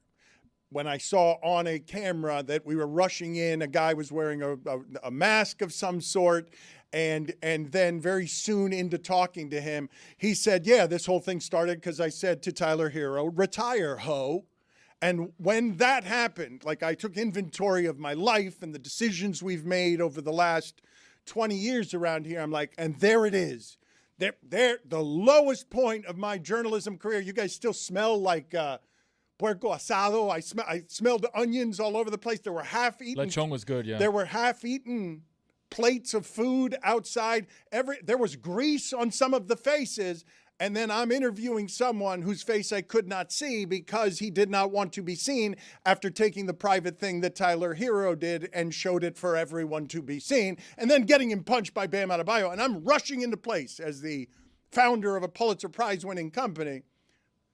Am I right to view that as the lowest point of my journalistic career? Nope. It was great journalism. We got someone no one else could get to be on camera, and it's going mega viral. Yeah, but the goal to me isn't to go mega viral. It's to do good Maybe work. you should run your company differently. Well, it's to do good work. Yeah, We did but both. what does Pablo do, really? Well, he wins Pulitzers. Yeah, both. but did From he get who? anyone From as good who? as this? Because Yeah, better than that. I yes. don't know about These that. did better numbers, if you want me to be real Yeah, honest. and we got this guy. Did Pablo get this guy? So wait a minute. So now I will delight, though it was the lowest moment of my journalistic career. What are you shaking your head about? The whole thing made me feel gross. I felt gross after talking to him yesterday. And if you want to feel gross, you can watch it exclusively on the Le Batard YouTube Jeremy, channel. your standard is not the standard around here, so let's lower your standard here when it comes to you saying we're doing the right thing by being viral instead of good. So I go outside, lowest moment of my career. I also want to take a shower. I'm also like, ooh, okay, so this started with someone just trolling. This person got Tyler Hero in trouble, got Tyler Hero, betrayed Tyler Hero. Yep. Has been trying to bother Tyler Hero since this started, has been a nuisance, a fly around an elephant's tail since December, and I'm now going to give him his anonymity, I'm going to give him cover and present to the audience a quote-unquote get when this all started with retire ho for a 26-year-old player, an all-star. Zad, you understand why I feel dirty about this. Yeah, I thought the whole thing was gross. I mean, I'm fine with us talking to him because I think people are clearly interested in it. It's why the clips have gone viral. But just, we're platforming a troll. That's just what he is. He's just a troll. We challenged him on that. We did. No, we did. Proud of what we did. Ask him if he was a waste man. We did good work. I don't know what there. that means, man. You keep saying that. We did really good work. We held him accountable for being such a hating ass hater. Yeah. And I'm proud of the work that we did. That was entertaining. It was hard-hitting journalism. It was a timely story. We were all interested in how that whole thing came to be. We got insight. We illuminated an audience that was thirsty to know. Yeah. Okay, but feeding the craven needs of an audience. I don't even understand what that means. That's a Marvel character, Kraven. Yeah, Kraven. The hunter. Yeah. You don't understand. I feel like you do understand what I mean. I do, but I also think that you chose that word on purpose to make us feel dumb. A craven? Yeah. They're craven? Yeah. They're craving something? Can we get a ladder so you can do this segment from on high? So wait a minute. You think it's craving instead of the G? It's no G apostrophe at the end. Yeah, craven. They're craving it. So the needs. Craving it. No, it's Craven. Is Yeah. The hunter? That's how he spells it. Yeah. Aaron Taylor Johnson. I like that movie. You know what? I'm honestly not I like it even, a lot, I'm not It was weird that Chameleon would never get tall. Right. Like he could replicate what other people look like. Yeah. But then Craven's like, oh my God, it looks like me, but he's the size of Messi. I mean, I How does don't. that fool anybody? I don't know all the rules when it comes to Chameleon and what his abilities were. I know that movie got panned. I like that movie. I've seen it several times. You've seen Craven several There's no times. I think it's rewatchable. Yeah, I like One that of the movie biggest a lot. box office I don't flops. care. I don't care. You've seen it several times. Yeah, Wow. yeah. That's a good movie, Dan. I don't trust your movie opinion. You've been wanting to talk about He-Man for 2 weeks. and Oh, I can't wait till it's streaming. It's streaming next week. I can't wait. It doesn't even matter if it's streaming for free yet. If I have to purchase it, I don't care. I have to watch He-Man again. I'm going to watch it on the couch in the Zaslow Mansion family room. I'm still looking for that new couch. My current couch, it's uncomfortable. I don't like it. But it's not going to prevent me from enjoying He-Man. Put it on the poll at Le Batard Show. Do you question the movie judgments of someone talking too much about He-Man? You're also saying you're going to go see is it The Odyssey or Yeah. is it just Odyssey tonight? You know about Odysseus? You know about Homer's The Odyssey? You know, I'm glad you touched on that, Zaz. A lot of people do. And my favorite thing about the Odyssey is, hey, no spoilers. You know about those sirens? You're going to see it tonight in the Can't theater? wait to see what those sirens I look wanted like. there. I saw a them in commercial. my I saw a algorithm. couple of commercials yesterday that I wanted to talk to you guys about. One of them, I was not aware that in November in theaters coming out is the movie I Play Rocky. And it's about the story behind Rocky and how Sylvester Stallone got the movie made. And I just had a big smile on my face when I'm watching the trailer because they've done such a good job of picking the actors that they really the Rocky franchise is not unlike Lionel Messi, where the first four were really good, but they somehow reinvented the franchise Rocky over the 5 last. never happened. Yeah, man. the fifth one's terrible. The sixth one's actually good. Yeah, Rocky And- 5 never happened. And then the Creed three rocks. Creed. Yeah. But the Balboa, yeah, all the Creed ripoffs. But this, as a sequel, Don't say rip off. Rip off. I'm sorry for it's not the right word to use because it's disrespectful. What made you think that? Sequels or whatever, remakes, spin-offs is the word I should have used instead of. Much better. Yes, thank you. Because the Creed series, this is Rocky adjacent, but it's not Rocky. It's I Play Rocky and it's in theaters. They're asking a demographic from the 70s and 80s that believes in the movie theaters to come over here. We're not going to do this one on streaming. We're going to put this one in the theaters for you. I don't think people have any idea of how improbable the Rocky franchise is and how improbable Sylvester Stallone. Rocky himself has a statue in a great sports town because this is Multiple statues. this is the height of both movie making in sports because it's a sports movie, maybe the best ever made. You guys can argue about this all you like, but certainly there hasn't been a more enduring movie made about sports than this one, and the story behind it is also improbable because he wanted to play in it. It really was. He's 80 now. We're doing the docs on him and Schwarzenegger. Sylvester Stallone is 80, and he dragged action figures from the 50s-year-old age to the 80-year-old age because he's still doing tough guy stuff on television. And that began with him insisting that he plays someone he wrote, not wanting to hand that off to someone else so that it could be their portrayal or their soul in the creativity. The idea that a meathead being a creative king, not just an action star, a creative king because he owns all that Rocky stuff, because he insisted on it. It's one of the great sports stories of all time and one of the great film stories of all time. But the other commercial that I saw yesterday, and I got really mad at this commercial, and I was surprised at my level of anger at the commercial because you cover sports for, I don't know, it's going on 40 years now. And so you've seen labor stoppages and when things are great, and baseball's just figured it out.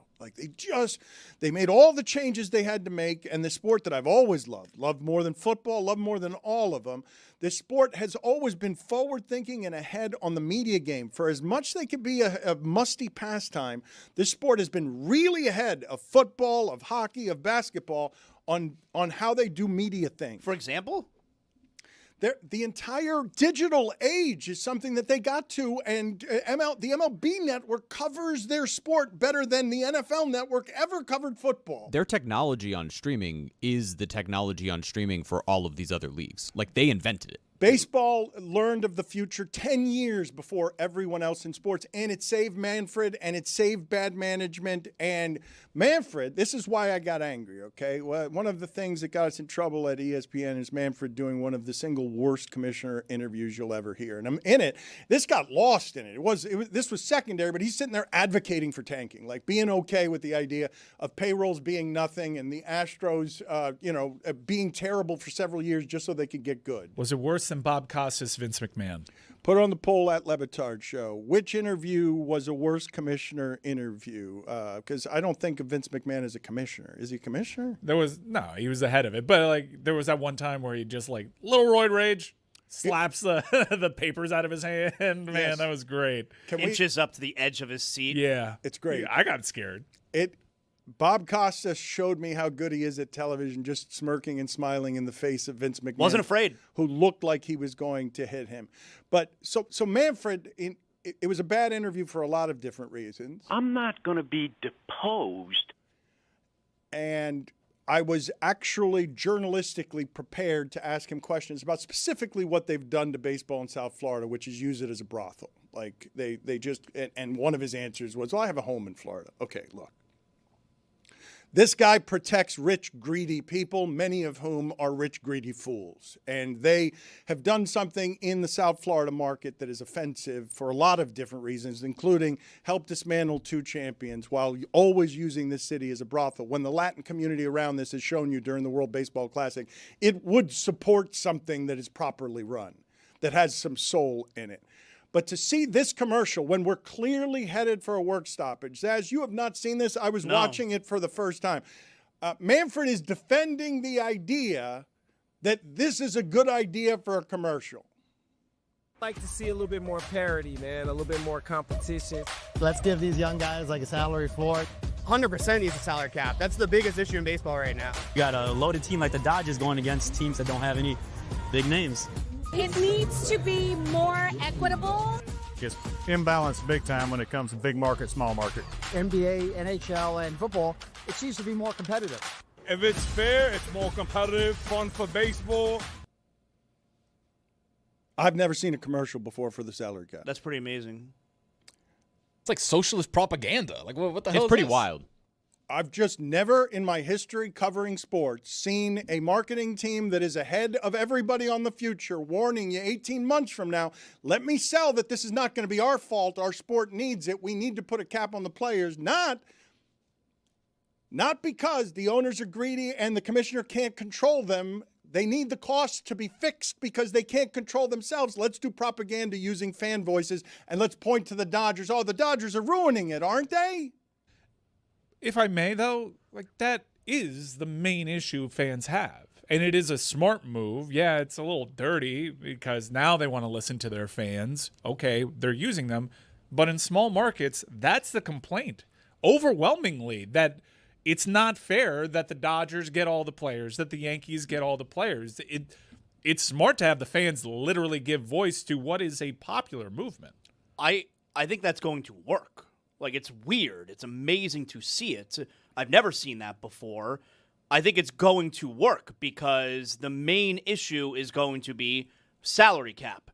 And the owners want a salary cap. It's the players who don't want a salary cap. Fans are going to wind up signing with the owners there. And I'll tell you, to Mike's point, my younger son, my 14-year-old son, he refuses to watch baseball with me because the answer he always gives is, it's unfair. You got one team that spends all the money, and our team down here, specifically the Marlins, they don't spend any money. To him, baseball's not fair. He refuses to watch. Okay, so I'm looking at a list of the last 10 or so World Series winners. Dodgers have been obviously back-to-back. Diamondbacks, Rangers. We call those big market teams. Houston versus Philly. The Rangers, yeah. Atlanta versus Houston. Tampa versus the Dodgers. Washington versus Houston. There really hasn't been this dominance of these huge market teams. But the money helps you get to the playoffs. Yeah, the money doesn't necessarily help you win. They're always in the That's the point, conversation. right? Yeah, but they're always in the conversation. I just think it's funny that the owners are beating the players to no, we speak for the little guy. You have the billionaires going against the millionaires, and they're using the little guy to boost the argument for the billionaires. But when in all of these labor disputes in any of our sports here, when does the public sentiment ever side with the players? This is why I got angry, though, okay? No, they're using the Dodgers as the owners can't control themselves. They don't know how to control themselves. All of us would like to have the owner who spends. That's not where we're putting our attention. Hey, players, fix this. Players, you're at fault for wanting, capitalism. They're filing it under the umbrella of let's have equitable playing field when baseball makes it an equitable playing field. The Dodgers are an aberration. They're better than everyone else this year. Their run differential is better than everyone else's this year. They can do ridiculous things because they've gamed the system, because they know all the Moneyball things, and their regional television contract is something that fixes the games and allows them to always have a faucet of more money. But the part that I'm bothered by is you saying, yeah, Dan, it's going to work. Yeah, of course it's going to work. Fans always want money taken away from the players. That's always the solution. When I'm always, no, man, free market. Let Steve Cohen buy all the players that he wants. Let him run up the price on Soto so it's $760 million. And instead of fixing it because your owner can be responsible, because a rich person couldn't be entitled, because a commissioner has control of his sport, nah. Players, you employees, you fix it for us. And yeah, of course it's going to work because the whole system is gamed to make sure that the player has to give back the money because we don't care that the owners make it. Outside of the icky feeling that I have that the owners colluded to, like, hey, let's have the fans do our bidding here and take the money away from the millionaires. They just touched on it in that video. Salary cap doesn't do much for me. I don't really believe in a salary cap. I think in a free market. What jacks me up as a sports fan, especially of that sport, is the salary floor. Yeah. As a fan living in a market where they famously do not spend nearly enough money, I think that should have been the messaging. Like, hey, we're guaranteeing that our teams spend more on acquiring talent. But that's not what's like. They're not going to do that without a salary cap. That's the whole thing. Of course, players would be fine with a salary floor. I mean, Jeremy, they could. But I understand, but they won't. And which is why that messaging is sort of irrelevant. And Tony and I were just talking about it. Like, if I asked any of you from a product perspective, how has baseball been the last 2 years as compared to the 15 years before? Doing great. It's as entertaining as it's ever been. Who won the last 2 years? The Dodgers, the behemoth.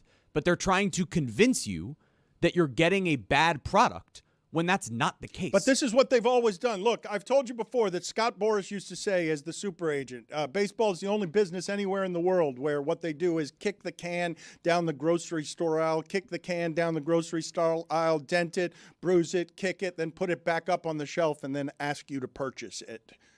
They're going to keep blaming the players for the owners not being able to control themselves. And the thing that makes me mad, Zaz, is that most fans are going to agree when none of the fans listening, not a one, would want a salary cap in their place of employment. You'd want to make as much as you're worth. You'd want to be making an amount of money that doesn't cap the ability to make money because you're asking the employers to do the job of the owners. The idea, okay, and I really feel for as much as we talk about all the numbers in sports, people don't understand and have not understood until recently.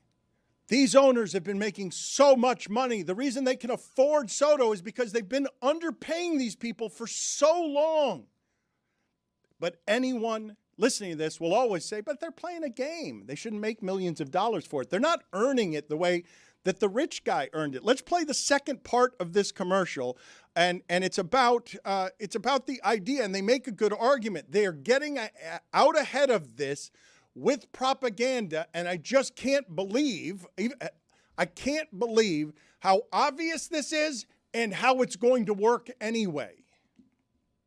If you're a baseball fan, you've probably been seeing headlines like these about fairness in baseball and keeping the sport competitive.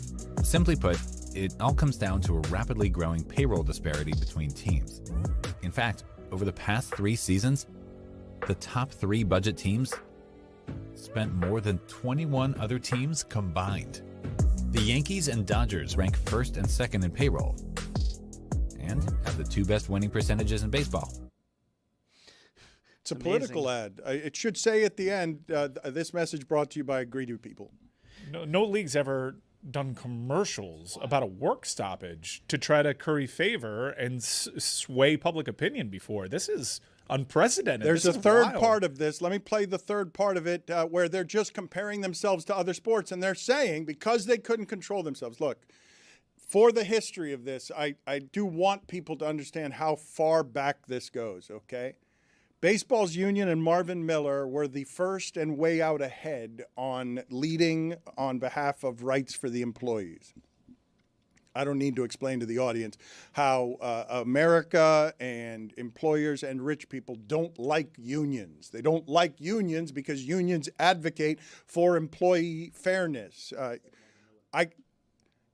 All of you have seen enough about how terrible the greed is among the very wealthiest who are addicted to wealth, correct? You've all seen how America is getting more and more distorted by the addictions to greed that these rich people have. Marvin Miller is a pioneer, Hall of Fame leader because he simply had the strength to say, no salary cap. What are you talking about? It's America. It's capitalism. What's salary cap? Get your shit in order. Like, you're rich people. Can't you control yourself? And the answer is no. As soon as this rich guy wants what the other rich guy has as a toy, then what they do is cheapen the toy. They don't sit there and control themselves. And so here's the third part of this propaganda.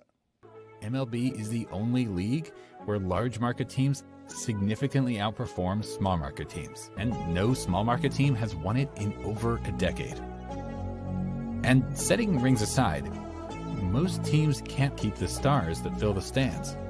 MLB fans overwhelmingly believe baseball's no longer a fair game.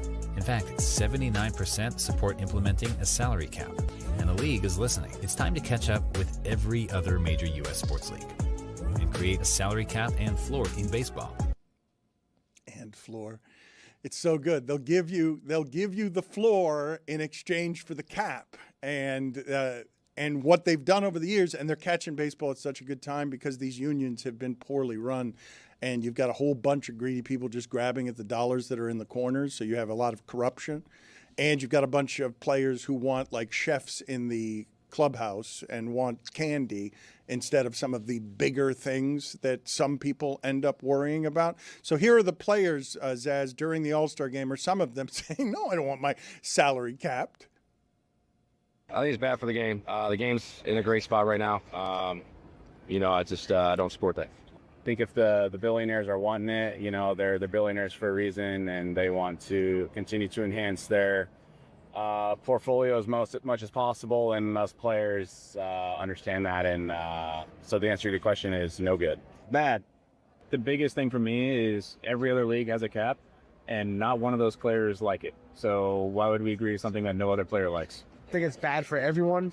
I think it's even bad for the teams, bad for the players, bad for everyone. So, I'm not in favor. Bad for baseball. We're in a good spot where we are, so we'll just see what happens with the lockout. So the part I want to examine with you guys is, after everything you just heard, we're all going to end up with the assessment of, players greedy. I mean, they don't come off great there either. Yeah. When your argument is, well, all the other sports have it, but the players hate it. If my football team doesn't have a chance, it's because I have a bad organization, but it's not like I feel like the league is unfair, right? Like in baseball, I feel like I've got no shot. You can't just say it's bad for baseball, and that's your argument. Like, how is it actually bad for baseball? It would be good for baseball. It's bad for the players, that's for sure, okay? It's bad for everybody. No, it's not. It's only bad for the players. So explain to me why, because you've heard me say, all of you have heard me say, that the biggest single gulf between the people playing sports and the customers who pay for sports is money. Guy, woman in the stands, doesn't love her job, doesn't make $1 million a year, looks out at the field and says, they get to play games for a living. Everybody would want to do that. Any amount of money, I would want to do that. Just help me do the smallest of things that can pay for my family. These players are greedy. There is no way for players to win this argument from any angle. The sport is going to stop just as they fix just about everything except the fact that the best hitters can't hit the best pitchers. Can't even make contact. Except for that little fact that important one. It's impossible to hit a 105-mile-an-hour fastball when you're a human being. Outside of that, they fix just about everything. If I ask all of you in a vacuum, hey, Do you guys side with owners or employees? Are most of you owners or employees? Explain to me the disconnect between almost everyone saying, no, I don't need a rich, really rich person to get even richer. But take it from the players. It's got to be taken from the players. It's not, hey, build your own league equitably without the help of a salary cap. It's not owners, hey, do your job correctly with your money. It's take the money from the players. That's the right way to do it. I don't think people like me look at it the way you're framing the discussion, where it's, do you take the side of players or do you take the side of owners? To me, it's, do you take the side of players or do you take the side of the teams? And I am always going to be on the side of the team. But that's how they game the entirety of it, and that's how every player loses the holdout dispute, because the player is the one keeping you from your feel good, even though I keep telling you, no, it's not. It's the owner keeping you from your feel good and telling you should blame the player, and you're already predisposed to it because you believe that whatever's not good for your team is always caused by the player and not the owner. Well, in this case, it would be, right? Because what the team is trying to see, it's not that they want to pay that they want the players to make less money. In order for the game to be more competitively balanced, the result is going to be a cap, which will force the players to make less money. There you go, you found it. So in theory, it is less money for the top end. But in theory, I'm going to be on the side of the team/owner because I believe what they are doing is in the best argument for keeping everything competitive, which makes me happy as a fan. The argument from the players is that there are plenty of teams that have been small market teams, whether you look at Cleveland, whether you look at Tampa, that win year after year after year as a smaller market team. And they actually think that the cap sort of does the opposite, because what it does in their minds, and this is a quote from Bruce Meyer, who's the MLBPA interim executive director. He said, the owners want a system that not only guarantees their profits, not only increases their franchise values, but essentially is a form of subsidized mediocrity. A salary cap is the ultimate excuse not to compete. And you could make that argument that there are plenty of teams in either the NFL. Yep. I mean, look at the Dolphins. Cap sports at tank. Yeah. And by the way, those teams tank. Their franchise hopes can change on a dime because of tanking. In baseball, a lot of the time it takes years before those kids that you've drafted ultimately get to your program. So everybody's going to be in a completely different position. I'm always going to be on the side of the players, especially in that sport, considering the history of players versus owners, just them getting over the reserve clause. Kurt Flood had to sacrifice his career because he didn't want to go to Philadelphia after all the racist stuff that's been in that city. He wanted to choose where he wanted to go. Well, this is the part, though, of the history that I think sort of gets neglected in however it is this is going to move today's young fans, okay? I understand everything Zaz is saying. You want your team to have not just a chance. Usually, you'd like your team to have an advantage because whoever's complaining about this probably isn't Dodger fans. Like, the people winning are fine with how baseball is.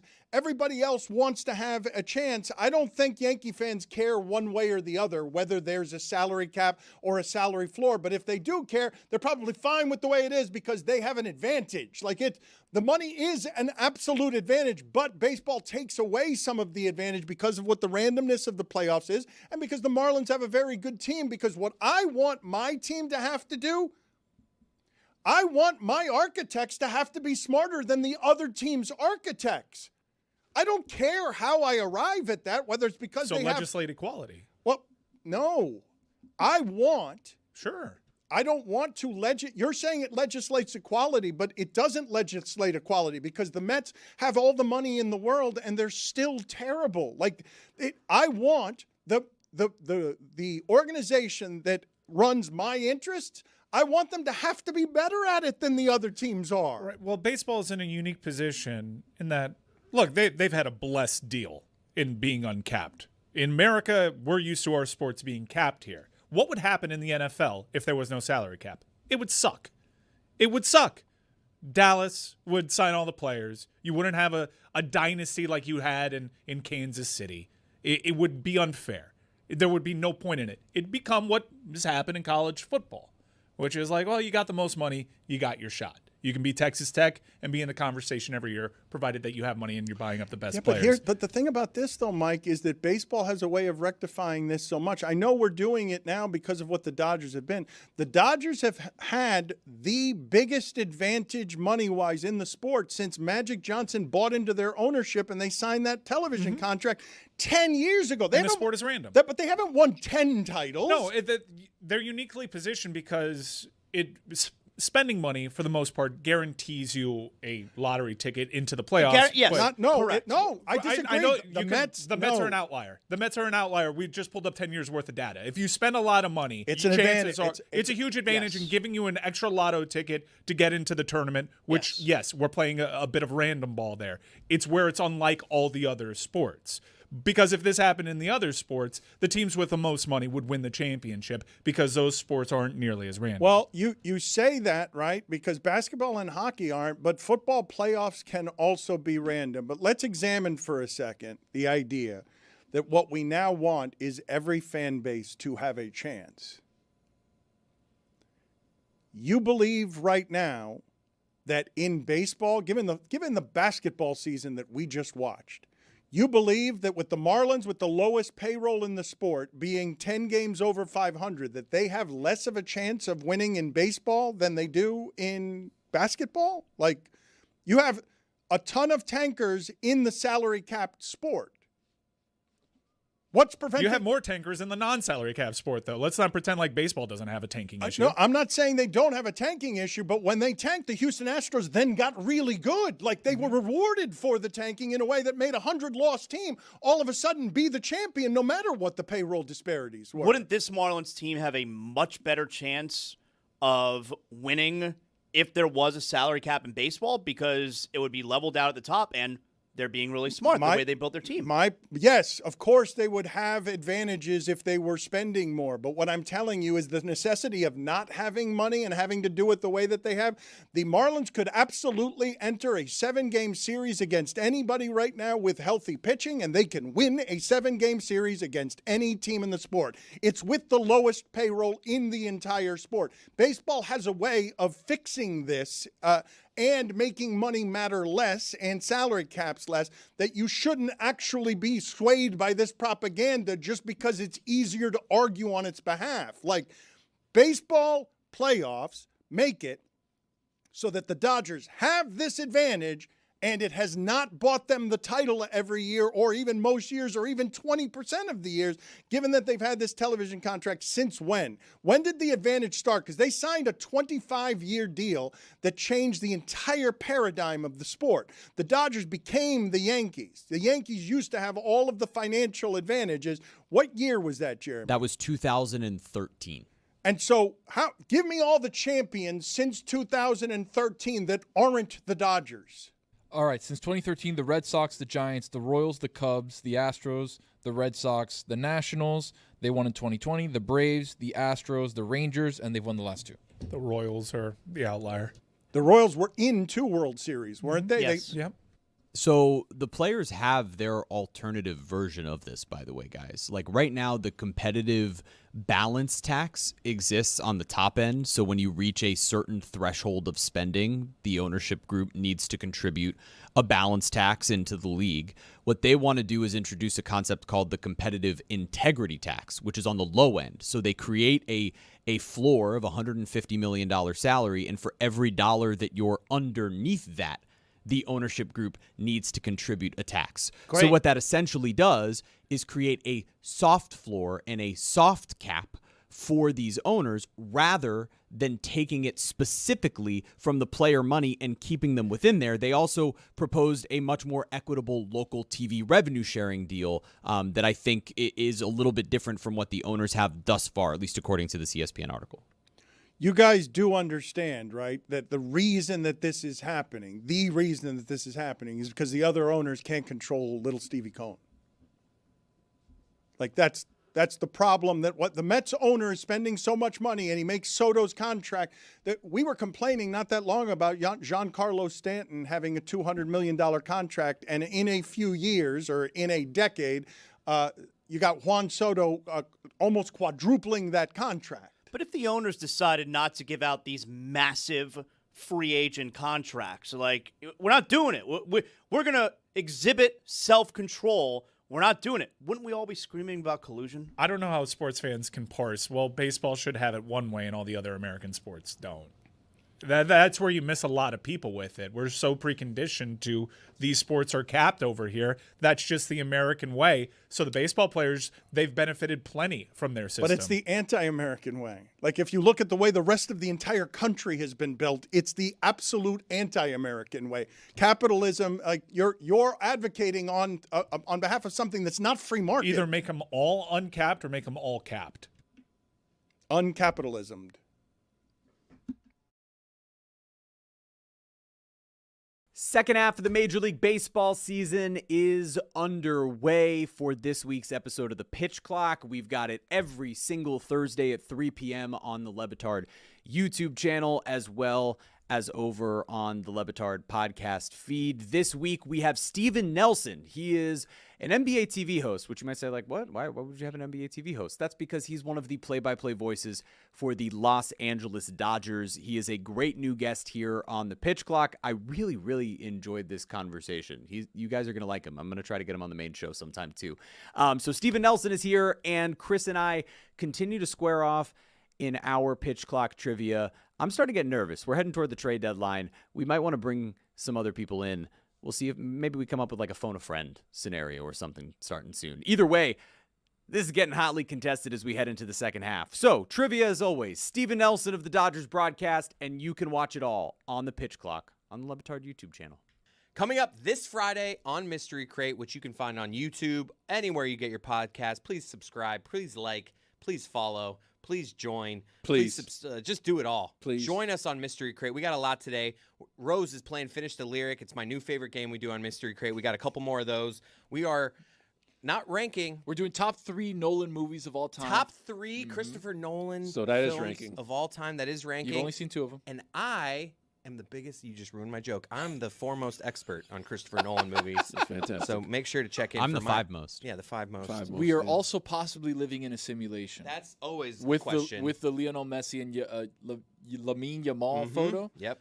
A lot of good stuff on that. We imagine what Dan would look like if he was the way Messi would christen young babies to be the next great soccer player. We want Dan to do that. That's basically what's happening in that photo. Good episode of Mystery Crate. Check it out. God, we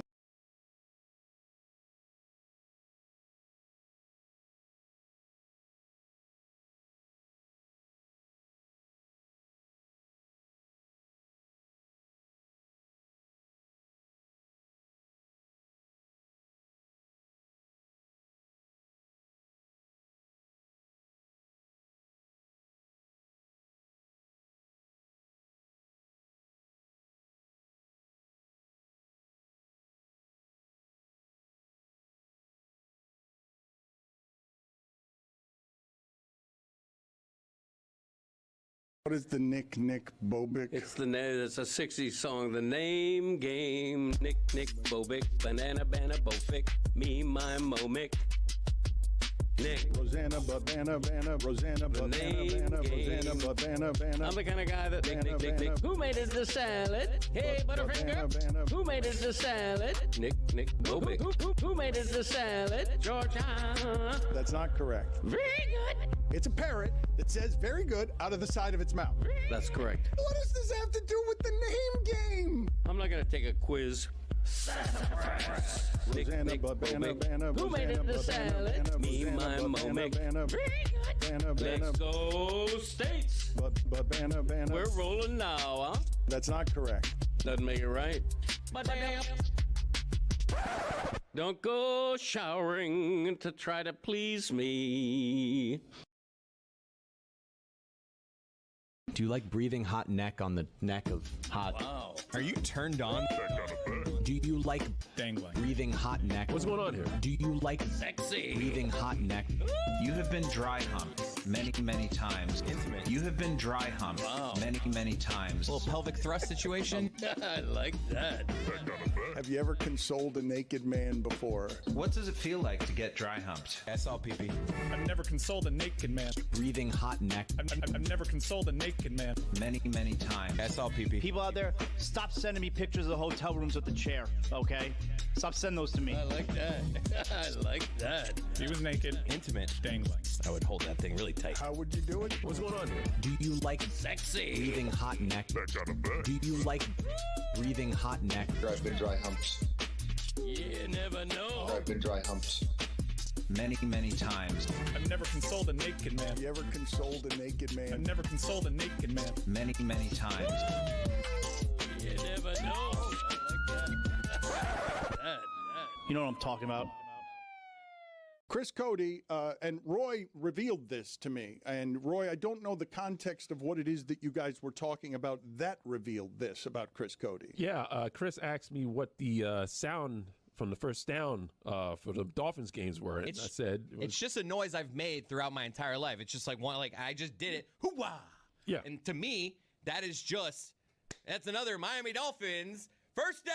Well, let's find out. Hoo-wah! Let's find out if your dad knows, because he's not a real moviegoer. Instead of impersonating the sound, do you have the actual sound? Greg Cody, do you know who's making this sound? Hoo-ah! I do. Clark Gable. Come on. It's the famous actor. Rock Hudson. Oh, this is great. He doesn't know it. It's the No, it's the famous actor.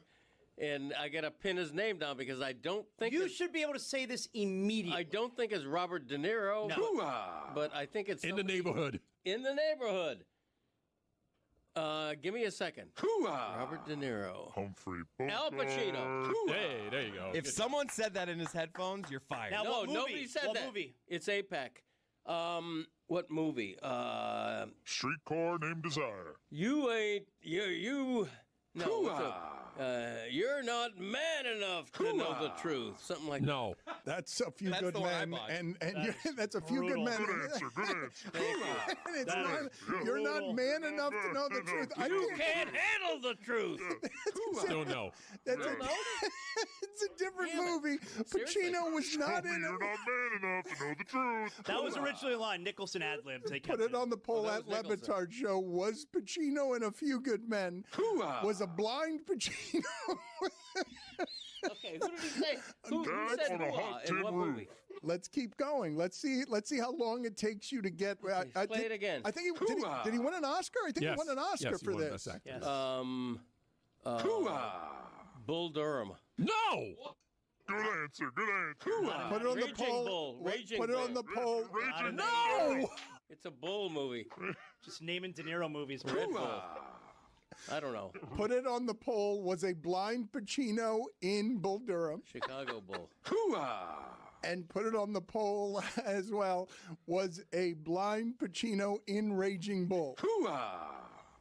First of all, it's a really random thing to have stick in a Dolphin. I say it all the time. No, but it's been for 30 years. That movie's 30 years old. I don't want to tell him what the movie is. Keep guessing, Greg. Keep trying to guess what the Al Pacino movie. How many Oscars has Pacino won? Because he A Few Good Men. You already guessed that, and we already told you that it's not A Few Good Men. Okay. And you're not man enough to handle the truth. Right. Okay. Classic line. It's got a military theme to it. I just can't come up with a It's name. not a military theme, but I think he's a former military guy. Okay, He was a colonel. There you go. Colonel Sanders. I don't know. I'm never going to get it. I don't know movies. Wow, it's his only Academy Award. The Greg doesn't know Scent movies. of a Woman. See? I told you I was going to get it. Your son had no idea where that sound where I was get it from. from. This is really? 2 generations of idiot. Pop No. culture idiot. I knew it was Al Pacino. Greg, you cannot listen to said De what you Niro. just did for the last 4 minutes and say that that is some sort of expertise that you're bragging about. First of all, I speak for moviegoers in general. Al Pacino and De Niro are always interchangeable. They're always mistaken for each other. They're the same person. De Niro could not have been the devil. They've won the same awards. They're like the same people. They were only in one scene together, like in their movie careers. I know, but they're parallel lives. And you know it.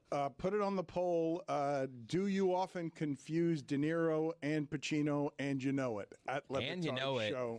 You're going to have to wait for that one. Exactly. That was staggering. Even by the standards of the Greg Cody Show featuring Greg Cody, where your son Michael asks you movie questions and you flail and fail and get them all wrong. Even by those standards, that was an amazing amount of ignorance. Nick, before we let you talk about the Steelers, you're in luck because we have the Love Doctor. The Love Doctor is here. He is ready. He is in his office right now. Dr. Greg Cody getting everybody ready for Mother's Day this weekend.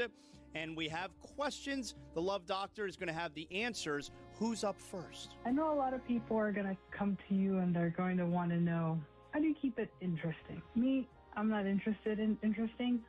So how do you keep it predictable? How do you keep it ho-hum? How do you just let it just be?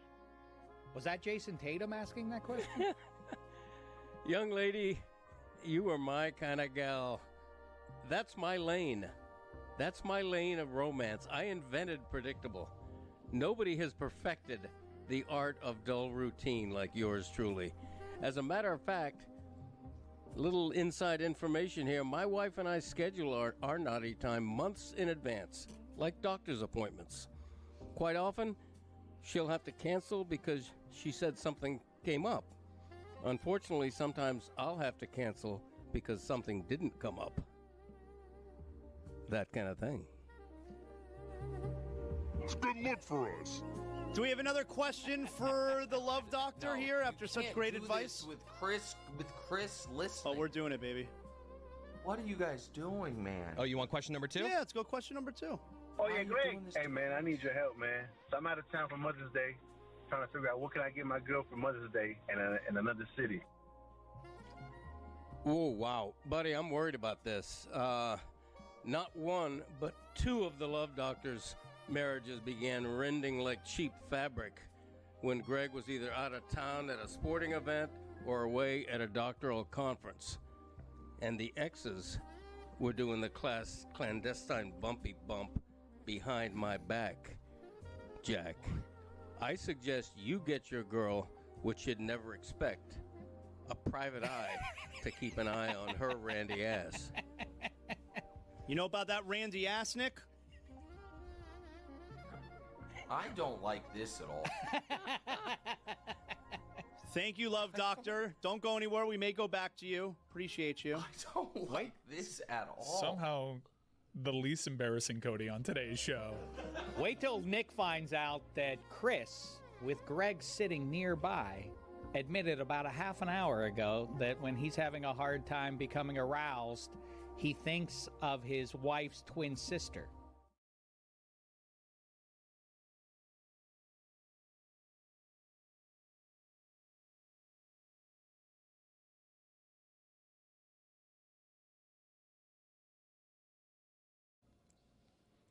To be clear, just putting a punctuation on the salary cap conversation, when I'm saying to you, without a salary cap, what I want from my management group, I want them to be better than everybody else because it doesn't matter how much money they have, whether they're down or not down. I don't want all of these groups to have a socialism and a baseline mediocrity where the executives don't have to be better than anybody.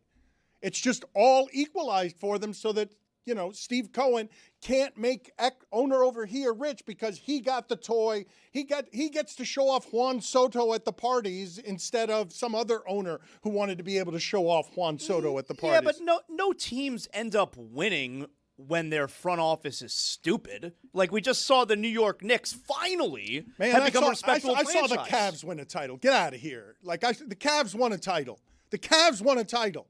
All they did was everything wrong and then get LeBron back. I think not just because the World Cup's going on. I think you can look to soccer and find innovative ways that these smaller clubs, perceived mid-table and feeder clubs have been forced to become resourceful because soccer, no salary cap. There are FIFA financial fair play rules that are constantly bent by the top-end clubs. But Chelsea spent a ton of money. They did not make Champions League. A team like Bournemouth outperformed them this year. We've had Leicester City win a championship. Borussia Dortmund made it to a Champions League final. And yes, it's a bigger club, but it's not Bayern Munich. They made it to a Champions League final. Why? Because their scouting network found Erling Haaland and Jude Bellingham beforehand. So it has made teams more resourceful and really pour into analytics. And it's actually made for a very interesting dynamic because while the resources are pumping into the bigger clubs more than ever right now, you're also seeing the mid-table ascend and benefit from revenue sharing. So there's no kind of draft over there? You just get to recruit players? You find a player, your academy goes out and finds a player, identifies a player, develops that player, you get those discovery rights, and it's a business model. It's a business model. It's what I hope will eventually come to American sports. It'll never happen. We have a lot of things to get to before we run out of time today, okay? And apart from the show proper, we've got a couple of things that normally exist over these 3 live hours that are going to be post-game and after post-game. So we've got Pitch Clock, we've got Good Follow. You also have a bit of content that's floating around out there that is me interviewing an anonymous wrestler who's a whistleblower and told Tyler Hero, retire ho. That's floating out there as well. And we will get Morally Abhorrent will be the post-game today. So a lot of bonus show in a lot of different places. And also, Tony's about to leave because he's headed to go see if he can talk to Giannis and Bobby Portis. But I think there's a problem in that these guys are doing a lot of media today. And I heard Zaz grumbling because I think that... Dan, I'm sitting at the table out there. You know, we're doing production stuff. I'm finishing my bagel. Tony's finishing it. Tony gets a huge plate every morning for breakfast. If you're wondering all the money that's being spent here at breakfast, Tony has one of everything every morning. Okay, whatever. What? Yeah. I look at your plate, you got everything. I got a little bit of egg, a little bit of bacon, and a little bit of potato. What's wrong with that? Sausage? No. Yes. Not today. Not today. Anyway, he's finishing his plate. I'm finishing my bagel. All right. And I say, yo, I'm getting Bobby Portis today on Zaslow Show 2.0. And he says, yeah, I'm getting Bobby Portis too. I'm going to the arena. I go, okay, cool. What time? He goes, 2 o'clock. I go, I'm scheduled for 2 o'clock. We're both scheduled for 2 o'clock. Guess who's going to get him? Me. I'm going to be in person. I was a broadcaster for the Miami Heat radio network for 12 years. What have you done for me lately, Eddie? You've done nothing ever for them. What are you talking about? I was just at Heat camp. Insane? You're nuts, man? I have 2 championship rings. I'm a champion I'm broadcaster. trying to bring more championships over there. He was a proud member of the Junior Heat. Okay, we'll see. I'm going to get him. They're going to give him to me before you. And you know what? It's going to be extra insulting for you because you're actually going to be there in person. I don't need to go in person. I'm going to be right here. And they're going to call me on the stream, on a video link. And they're going to give him to me before you. You know what? Yeah. He's going to be on video with me. You're going to be standing next to him waiting. If that happens, I'm going to derail the interview. That's what's going to happen. I'm going to derail the interview. I dare you to do that. Neither of you are going to get him if I ask for him. Ooh! No, but you're going to be here. Who cares? If we're being honest here, since you joined the broadcast, team's on no winning. Okay? So I don't know. They went to the finals my very first season. Again, no winning. You were an ancillary piece. No winning. They hoisted babies because of me. You were an ancillary piece. So I don't know what you're bragging about. You were behind Hewitt on the depth chart. Okay, Hewitt. I only got to do it because Kirsten Hewitt left. Do it, Hewitt. What do you think is going to be the end result here, Mike? Because I already told you, wasn't predictions. And be like, Zazzle's going to get pushed back. I don't think any of us get him. That would be a big surprise because they told me I got him. I will 1,000% have him on Zaslow Show 2.0 today. They can't be happy that we talked to the guy with the wrestling mask, right? Like they want all of this to go away. They don't want people asking about this today. I saw that Bam was at the ESPYs yesterday, a star-studded affair. Was that at Madison Square Garden? Did they do that at Madison Square Garden last night? Because they had a lot of celebrities there. And the reason I bring up Madison Square Garden is that I also heard that Bon Jovi was in the middle of a 9-show extravaganza at Madison Square Garden. The Lincoln Center. Okay. And so, it was a Madison Square Garden joke that they then made. I guess that was... This Will Ferrell said. Yeah, Will Ferrell said that, but I guess he was joking. When I thought of... It was confusing to me because Bon Jovi doing a 9-night tour in MSG, how many other bands... slash artists can do 9 nights? I know Billy Joel does like once a Harry month. Styles and Billy Joel had residencies at that arena. So, but the 9, I did not think that there were very many rock bands anymore. I know Taylor Swift could probably do a month straight of shows, but I was not aware that there are very many rock bands anymore that endure in a way that could do 9 straight nights at Madison Square Garden and fill it out every night. What's that list of musicians, modern musicians? How many are on it? How many? I mean, I saw Rage Against the Machine a few years ago at MSG. It was the 3rd of 3 straight nights at MSG. So if I ask you guys for a number, like if you guys thought just all acts in the world, obviously Bad Bunny could do something like that. But Fish can do it. Fish. Yeah. And it doesn't necessarily have to be Fish. Yeah, Fish can. Fish could do as many nights there in a row as they want. Anything that's Grateful Dead adjacent. But you could look to the Sphere and you could see some acts that have had that juice. Backstreet Boys have proven that even today they can pack a house with a residency deal. No Doubt presently has a residency. So you're not surprised that Bon Jovi still has the clout to do 9 straight nights? In New York? No, Yeah, I'm not surprised not by surprised. It's the building. The building. He's not going to do 9 straight nights at State Farm Arena, but MSG is also part of the attraction. I'll give you a name right now. There's an artist named Noah Khan who I just went to see recently. He sold out. Play stadiums. He sold out 4 straight nights at Fenway Park. Yeah. 4 straight nights. He's the first artist ever to do it, and you've never heard of him. Proper Chelsea fan. But that's half as much, like that, or half as many nights in a row. What's the number? If I said over under number of music acts going today that could do, Stones can do it. The Rolling Stones could still do it, Yep. right? Stones can do it. Everybody better start playing the game. Nothing's good enough for me. Pearl Jam? No, I want someone to give me a number. But 20, it won't be good 15, enough for 12. me. Well, but give me one so it cannot be good enough. We've And I given can, you several. no, but I'm wrong asking mic. for a number. I'm asking for a number. A dozen. I'd say a dozen. Thank you. We More than a dozen. You're welcome. We can move on. I want to tell him he's wrong so bad. You haven't given me a number to say that you're wrong. Yeah, but I would have said he was wrong. But you haven't given me the number to give me the pleasure Just tell of him being he's able wrong. to No, say that's- you are gonna be wrong. But Dozen is a bad give me answer. the pleasure I want. You haven't been the same since you ejaculated from your 3 penises. Dozen's a bad answer. That seems low. Ask Roy. Impress him on it. 8. That's exactly the correct number. Way to go, Roy. You did it correctly.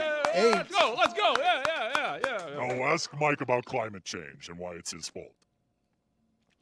That's a bit that you were doing that I was ignoring during the break, but go ahead. Do it now. I was trying to ignore it while super talking to Zaz. Yeah, I'm sure you're super pumped. On the heels of what I thought was a strange segment for me personally, where I wasn't able to come up with a fix for climate change, nor was I able to find out when it started. But Dan, I know you're super pumped about this. You're going to text all your environment friends. I just didn't have enough time to give you the answer. Yeah, I appreciated the setup there too. Your climate change group chat's going to love this. The World Cup final is going to be impacted by climate change. Wildfires in Canada mean poor air quality in New York, New Jersey stadium. How pumped are you? And how badly will I disappoint you that I don't have an answer for it? I don't know why it is that you think I'm pumped, or I was thinking about this the other day as I'm horrified by hearing the stories and reading the stories of climate scientists who are learning how to hunt and fish and moving to the Northeast because they know the horrors that are headed this way. They're moving to the Northeast to try and hunt? No, so I got bad news for them. They're going the wrong way. So I am obviously concerned and have never rooted harder to be wrong about we're ignoring the crisis of our lifetime. We're all gonna die. You think I want to be right? Like as fire fills the sky, you think me of all people, who my father taught me how to fix nothing. My father only taught me how to get friends who can fix things. You think I want to be floating with my dog on a raft because we're flooded and fire fills the sky because I'm going to be floating around going, I was right. I warned you guys. I told you that it was going to be apocalyptic, Equal parts, you're right, and everyone else is wrong. I told you guys these were going to be extinction level events, and then the gurgling sound of me drowning while my face is on fire. Dave, you'll be happy to know that I do have a solution for the climate change that is going to impact the World Cup final. Longer halftime. it's going to be reportedly up to a 30-minute halftime. Do you know why? Is it because it's too damn hot and inhumane to play because of the fire and you got to be able to breathe? No, it's because of Madonna and Justin Bieber and BTS and Shakira. You know about that Die Die? It's a song of the summer. Do you know that if you translate Die Die, she just keeps saying let's go, but it's in all sorts of languages? Die Die, I believe, is Italian. Ito, that's Japanese. Dale, that's let's go. Ale, that's let's go. And then she finishes it with just saying let's go. She says let's go, let's go, let's go all the time. That's what Die Die is. You believe I will be happy when fire fills the sky and people are coughing. Yes, I've never been more sure. 100% you would rather die being right than live being wrong. That's a great T-shirt.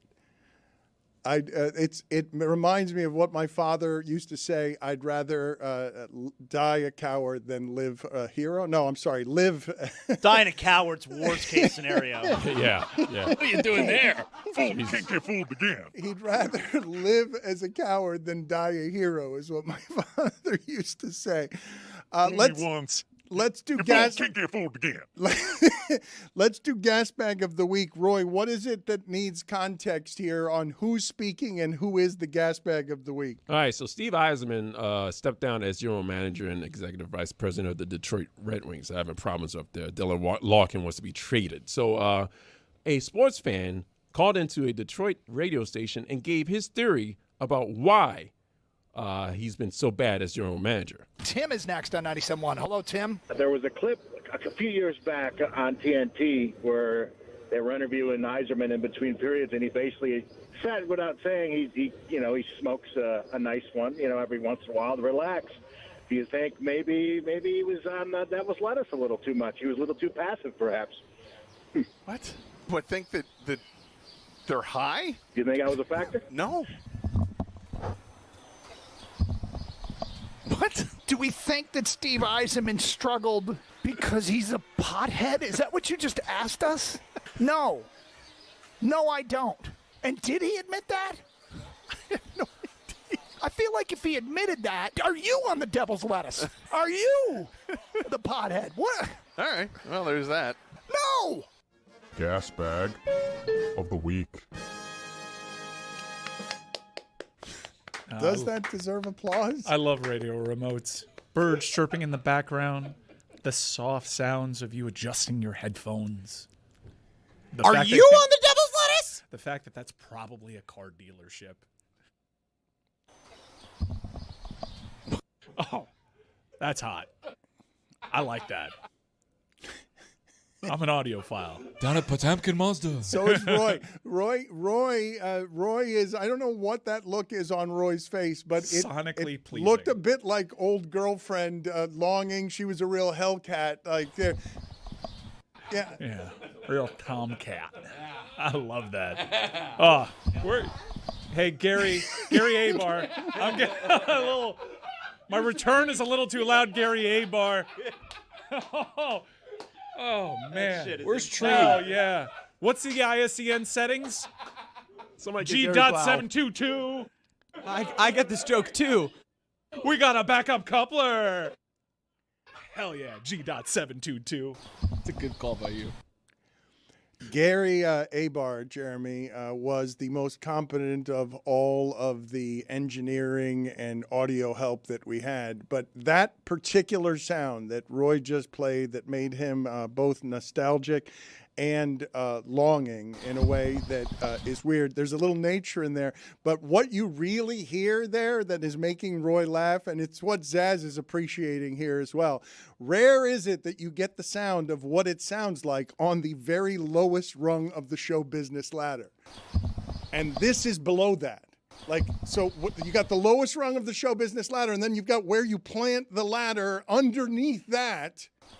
And then underneath that, then the car people coming by, and you're surrounded by used car salesmen, and Ed Williamson is up your ass. Just 500 due at signing. Tax tagging time. We got a bounce house here for the kids. The cookies are warm and the coffee is hotter.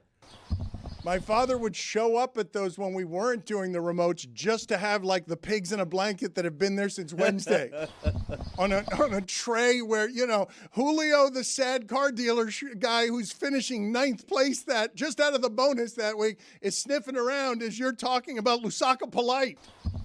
Got Defo in the corner asking trivia questions at JM Lexus about the 1970s Knicks. I love it. That's where we started right there. Gary Abar's the height of the professionalism. I don't know why they did that. Look, people in Gary Abar's position in my history in this business, every last one of them has been insane. Gary Abar's the only sane one. He's a beacon. He was the only guy. That guy was a lighthouse. That guy, whenever that sound was happening, Gary, the birds are too loud. I wasn't expecting those at the car dealership. Also, there's an alligator in lot 3 because we're in the Everglades. Ed Morse, of course. All right, Dan, I'm going to go get Bobby Portis. No. Your appointment's not till 2 o'clock. No, I'm getting there at 11:30. Doors open at 11:30. I'm going to be there right now. You know what? That's just more time you're going to be standing around and waiting because you're going to be standing next to Bobby Portis. Waiting. I'm telling you, call him Bobby Portis. You're done, sir. Somebody cut that for me. Never happened. How dare you? How dare you? The sheer panic when an ISDN dropped. Which they always did. Always. They always did. Gotta have that backup Comrex. Comrex. Codec. I have a backup codec. It is hard to fathom how far we've come. It started there. Now I can just join a show from my phone. That's ground zero of like the lowest point in all of our lives, all of us together. And well, easy. You did interview a luchador about Tyler Hero's DMs. That is true. Yeah.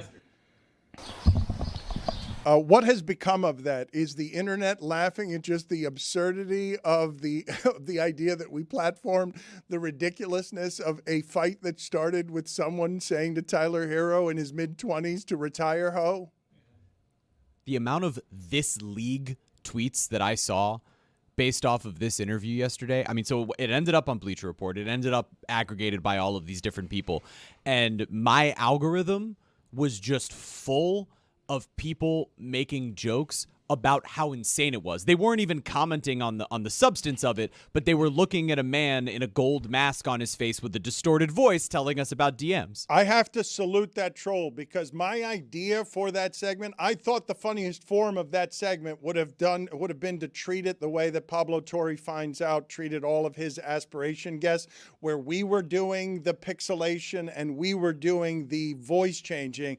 But what he got as a mask is better than anything I could have invented in my imagination. Like, if we had shipped him something, it wouldn't have been as funny as whatever it is that he chose to protect his anonymity there. I pitched him on, like, just throwing a sheet or a blanket over himself, and he messaged me back just holding that mask in his hand, and he said, "Is this good?" And I said, "That is perfect." It's performance art.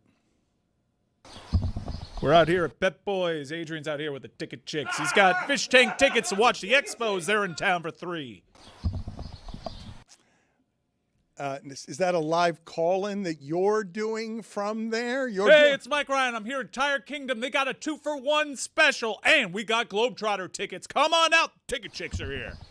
Have we been doing this long enough that that's a call that you would have to be making that wouldn't be on a cell phone? Because there were remote calls that weren't set up quite that professionally, as I recall. There were call-ins that were just on a phone at the beginning of cell phones. Yeah, we had cell phones. Cell phones became a thing that like everyone had a cell phone. 2000 maybe. Yeah, so we were a few years in. So that was the height of technology, the idea of being able to call on a mobile phone to say that you were on the corner of Flamingo. Tell them Zaz sent you. And then they say, "Who's Zaz?" Dad, those are some crazy assignments. You'd get so happy if you drew one person. Yeah, there was nothing sadder than the Ticket Chicks leaving with a stack full of tickets. Just packing the roulette wheel up. Where's Adrian? Who's the promotions guy is always flirting with the Ticket Chicks. That's the deal. As a different time. Zaz, are you someone who did how many remotes? Ticket ladies is what we call them now.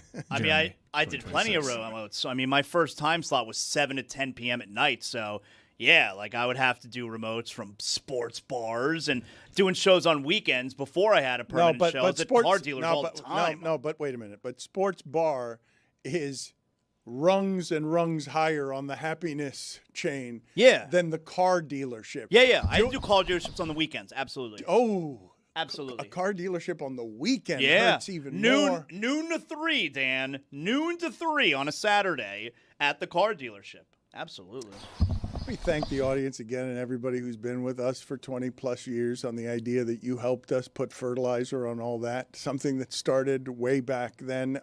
Now, here we are 16 years later still doing something that helped us build all of that, which is LeBron watching, whale watching. There have been some people in the Miami Heat's camp who are optimistic because they think that LeBron is waiting until after Giannis gets introduced. And I guess that's a reason for hope. Philadelphia seems more optimistic than I thought Philadelphia would be. Can you guys get me the sound of Steve Kerr? It is hard for me to believe, legitimately hard for me to believe, Zaz, that in 2026, the information age, when you can't keep anything quiet, it seems to be an almost total mystery as to what LeBron James is doing. We all have our suspicions, but it doesn't seem like anybody feels like they can be trusted on accurate information. So you tell me what Steve Kerr is doing here as Steve Kerr drives away and a bunch of fans tell him that they want LeBron. How you guys doing? Good. Hey, we need to get LeBron, man. No, we need LeBron. LeBron. Oh, we got him. Okay, that's good. And put that on Twitter. Okay, I got you.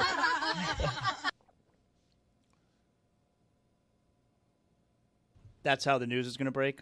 Bobby Porty. Yo! He did seem pretty sure, right? But that's also his sense of humor. I mean, in his car. Is he just being sociable? Is he being friendly with fans, trying to make them feel good, passing around the feel good, or does he know something? I mean, you would think so. Except you look at PTI's podcast yesterday. Now, I never thought of Tony Kornheiser being the one to break the news here. But if you look at PTI's podcast from yesterday, an episode in which they don't talk about LeBron James and the Warriors, seemingly, the title of that episode is Steph Curry behind LeBron's stunning Warriors decision, ? Also, Kawhi is back, ? Now, the description doesn't say anything about LeBron and the Warriors here.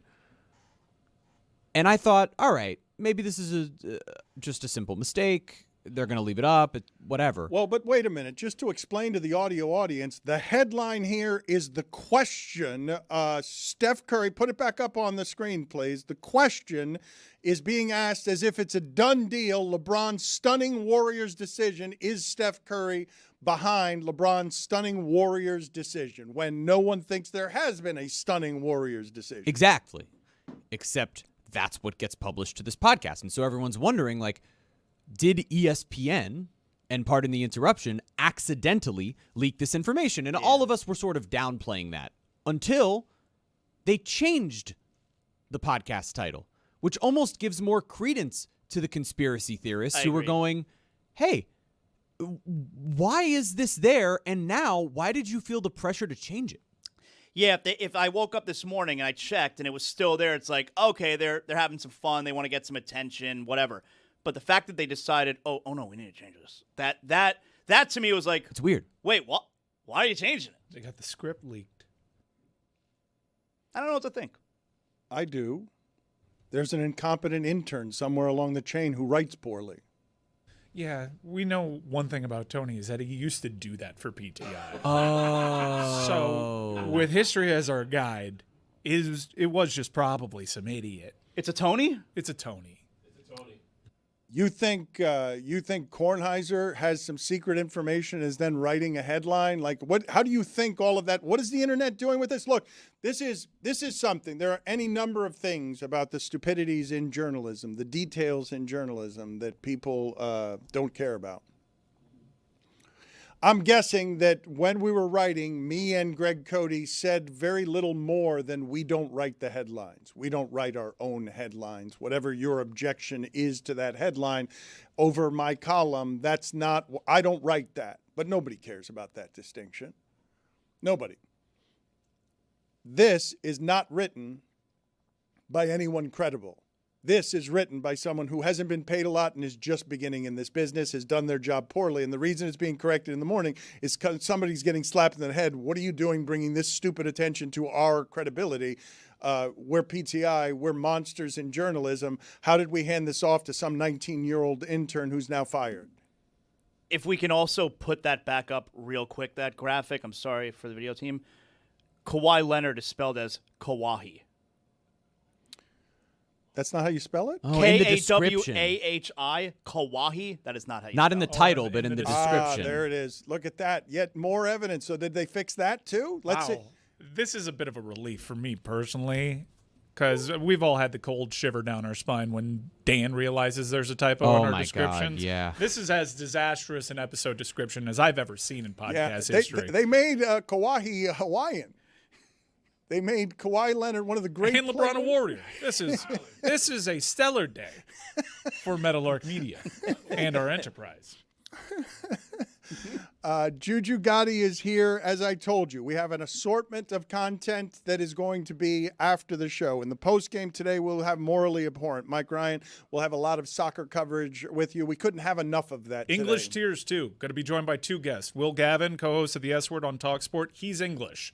And I would really like to find out how he feels about things. And Tom Bogert, our good friend from The Athletic, will be joining us as well. Jeremy will have some pitch clock for you, and Juju Gotti and Trista will have some Good Follow. What are we looking forward to on Good Follow before we get to it, Juju? Man, we going to be looking forward to people who love the W. I know y'all keep saying over and over and over, it's the slowest time in sports media. No, it's not. It's a lot going on right now in these streets. It's WNBA going on. It's a lot of tennis. Yannick Sinner, salute to my boy. He picked up another one. So we're going to have to give some credence to a lot more of these sports. I know y'all getting old and y'all got y'all little routines. Y'all like to be in bed by supper. But it's a lot of games going on at 11 p.m. on the East Coast, bit, bruh. So be excited about it. Let's get some lingo going. You dig? Fair enough. Good criticism. That is dated. That is dated reference by me to say that yesterday the ESPYs are on the slowest sports day of the year. All right. Thursday Thunder is presented by DraftKings Sports. DraftKings, the crown is yours. Juju, go ahead. Yes, sir, man. Excuse me, pardon me. Oh, I'm sorry. I'm just counting up my winnings from last week. Juju, dude, you're on a run. You're on a run, you feel dude. me? You feel me? I know the W. You dig it? So, hey, man, you might want to lock in. Tonight, we going with Big Paige buckets for 20 points against the Liberty. Paige always show up no matter what. And she done snuck into the MVP conversation right now. Lo and behold, her, Olivia Miles, and Asia. Next leg, Brianna Stewart, Stu York City for over 18 points tonight against those damn Wings. And last leg, the Duck herself, the Oregon Duck, quack, quack, Sabrina Ionescu for over 15 points. She mad at these Wings. They keep getting the best of them Liberty. So Sabrina going to have something to say about it tonight. Lock it in. The crown is yours. And thank you again, Juju, for pointing out a legitimate blind spot of mine. I've been saying that for so long that I'm simply repeating it, and it doesn't sort of allow for the idea that not only do we have a new league that has formed, it's not that new anymore, but is busy right now. You are also correct that Wimbledon just did finish, although it wasn't on Wednesday. Can we get an update on the polls, please, at Le Batard Show? Yes, sir, man. Before I say the polls, I want to say out there to Caitlin Clark, man, you're looking kind of crazy and crazier these days on the film slow motion because people don't necessarily get to see this backwards. Look how my sister's screaming dead in the referee face. Come on, man. This highlights how unfair sometimes it be in society, bro. When you look like Caitlin Clark, you can yell, you can scream, and folks' faces, spittle can even hit their cheek. And people gonna meet it with some kind of acceptance, like, oh, she's just passionate. Oh, she's just very competitive. But can you imagine if I did that? If I did that one time and it was caught by one camera, everyone's opinion of me would change forever. So we got to keep this energy across the board. And ref, you got to take her ass up. I don't know what, ref number 24, get it together. Wake up. This is America. First poll. Hello, my brother. Hold on a second, Juju. Zaz wanted to say something here. Yeah, I mean, Juju, they treat the referees like shit in that league. Like I don't think there's a league in this country that treats their officials worse than the WNBA. Exactly, brother. And I think we got to remember that these ladies and these fellas who are refereeing these games, they at work. So we got to treat them with a little bit more respect than they do. If they miss a call, hey, man, it ain't up to us. We can't throw stones. Like you said, Mike, the other day, hey, man, some tweets went on. We can't just punch folk in the face because they said something. So we need to stop yelling at these referees. Salute, though, to everybody involved. Has Lionel Messi washed over 1,000 babies? Over 1 million babies. She's certainly done over 1,000. Certainly. 64% of the audience says yes, he has. Bobby Porty. Does anyone love a hydration break more than Jordan Pickford? 83% of the audience says no, they don't. Bobby Porty. Both rosters in the lineup. Never watch soccer. Drafting on just appearance. Is Messi the last pick? 67% of the audience says yes, he is. Bobby Porty. Worst commissioner interview, Robert Manfred with us or Vince McMahon's interview with Costas? 63% say Manfred with us. I'm not going to be deposed. If you have that crazy hair, are you susceptible to mistakes? 88% of the audience says yes. Bobby Porty. And last poll, should Cape Verde be given third place? 88% of the audience says yes, and those are your polls. Bobby Porty. Thank you, Juju. We will catch up with you here with all of the bonus content. Good follow, pitch clock, and Morally Abhorrent is going to act as the post game today. I don't know what you guys would say is the most important or interesting thing about all of the interesting things involving Messi and Argentina. But I'd put pretty high on the list the idea that the poll respondents and most of the people watching all over the world, if you ask them, you've never watched soccer before. Here's a lineup of all of the players. Let's make it they're just wearing their shorts. All of the players. You can see their entire body. We're going to put them all next to each other. Who's the last player selected from among all of those players? For that player to be far and away the best player that is in this tournament at 39 and in the discussion, any discussion you're having for best ever in that sport and now best ever across sports, it really is an insanity to think of that physically as the height of athleticism. Okay, so we're looking at them only in their shorts. Do we know their ages as they're lined Well, but up? you can look at Messi and see that he's older than everybody else. Okay, good. Fine. I would be looking at it almost like, I think this is a trick question. There must be a reason why that guy is in the game. Like, he must be amazing to be old and small. I think I would see through this trick question. I've played too many pickup soccer games with small South Americans. But when we talk about Jalen Brunson always being the smallest guy on a basketball court, Messi is always that on the pitch too, is he not? Like there's not anybody playing in this tournament who's appreciably smaller than him, is not there? in this tournament, not this cycle. There have been smaller players, but that's what's so beautiful about this sport. Bigger, faster, stronger, doesn't matter. A player like Lionel Messi can be better at that occupation than Erling Haaland is. Yes or no? Ask you right now. Yes or no? Messi plays in the 2030 World Cup. No. I don't know. I don't know if he's done playing for the national team, though, I could see him maybe pushing it and playing in a Copa America. It's hard to answer yes or no, though, without seeing this next result, because if he gets the win, why do it again? I think Pele's history and maybe he respects this because certainly it's known in the sport.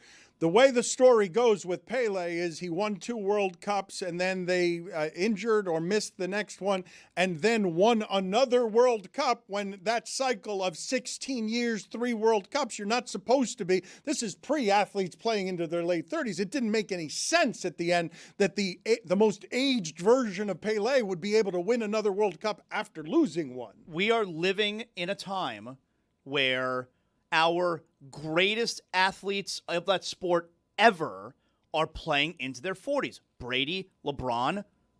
Why are we assuming not Messi? The reason that I'm doing that is because LeBron is a physical creature, unlike most I've ever seen. Brady sort of played a position that didn't require the same sort of things running-wise that soccer requires, and I just can't believe that he'll be able to do this again the same way. He doesn't run that much. 4 years from now, the way that he's doing it now. It's just wild that he's that much better since he was 4 years That ago. doesn't make any sense It's complete to me. mastery. To be doing that with his right foot, it's absurd. And I think winning the last World Cup obviously helped him a lot in terms of legacy, but also the performances that he's had, the clutchness that he's displayed this World Cup run. I think outside of like a Zidane-like level scandal in the final, the story isn't Leo Messi losing, which is what it's been usually throughout his career. It's the guy that has next won it. But will he play against San Diego FC in September?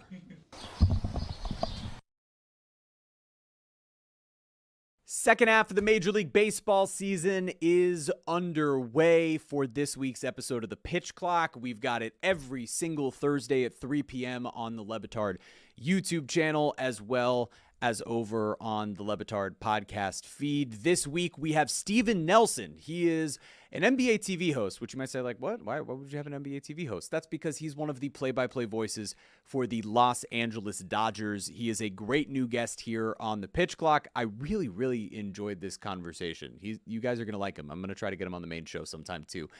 So Steven Nelson is here, and Chris and I continue to square off in our Pitch Clock trivia. I'm starting to get nervous. We're heading toward the trade deadline. We might want to bring some other people in.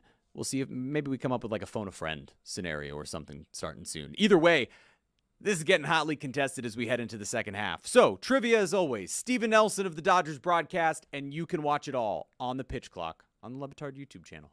Coming up this Friday on Mystery Crate, which you can find on YouTube, anywhere you get your podcast. Please subscribe, please like, please follow. Please join. Please. Just do it all. Please. Join us on Mystery Crate. We got a lot today. Rose is playing Finish the Lyric. It's my new favorite game we do on Mystery Crate. We got a couple more of those. We are not ranking. We're doing top 3 Nolan movies of all time. Top 3 Christopher Nolan So that is films ranking. of all time. That is ranking. You've only seen 2 of them. And I am the biggest. You just ruined my joke. I'm the foremost expert on Christopher Nolan movies. Fantastic. So make sure to check in. I'm for the my- 5 most. Yeah, the 5 most. We are also possibly living in a simulation. That's always with the question. With the Lionel Messi and Lamine Yamal photo. Yep. A lot of good stuff on that. We imagine what Dan would look like if he was the way Messi would christen young babies to be the next great soccer player. We want Dan to do that. That's basically what's happening in that photo. Good episode of Mystery Crate. Check it out. God, we need Luis. Please. Yeah, we could do that again. I'm sorry.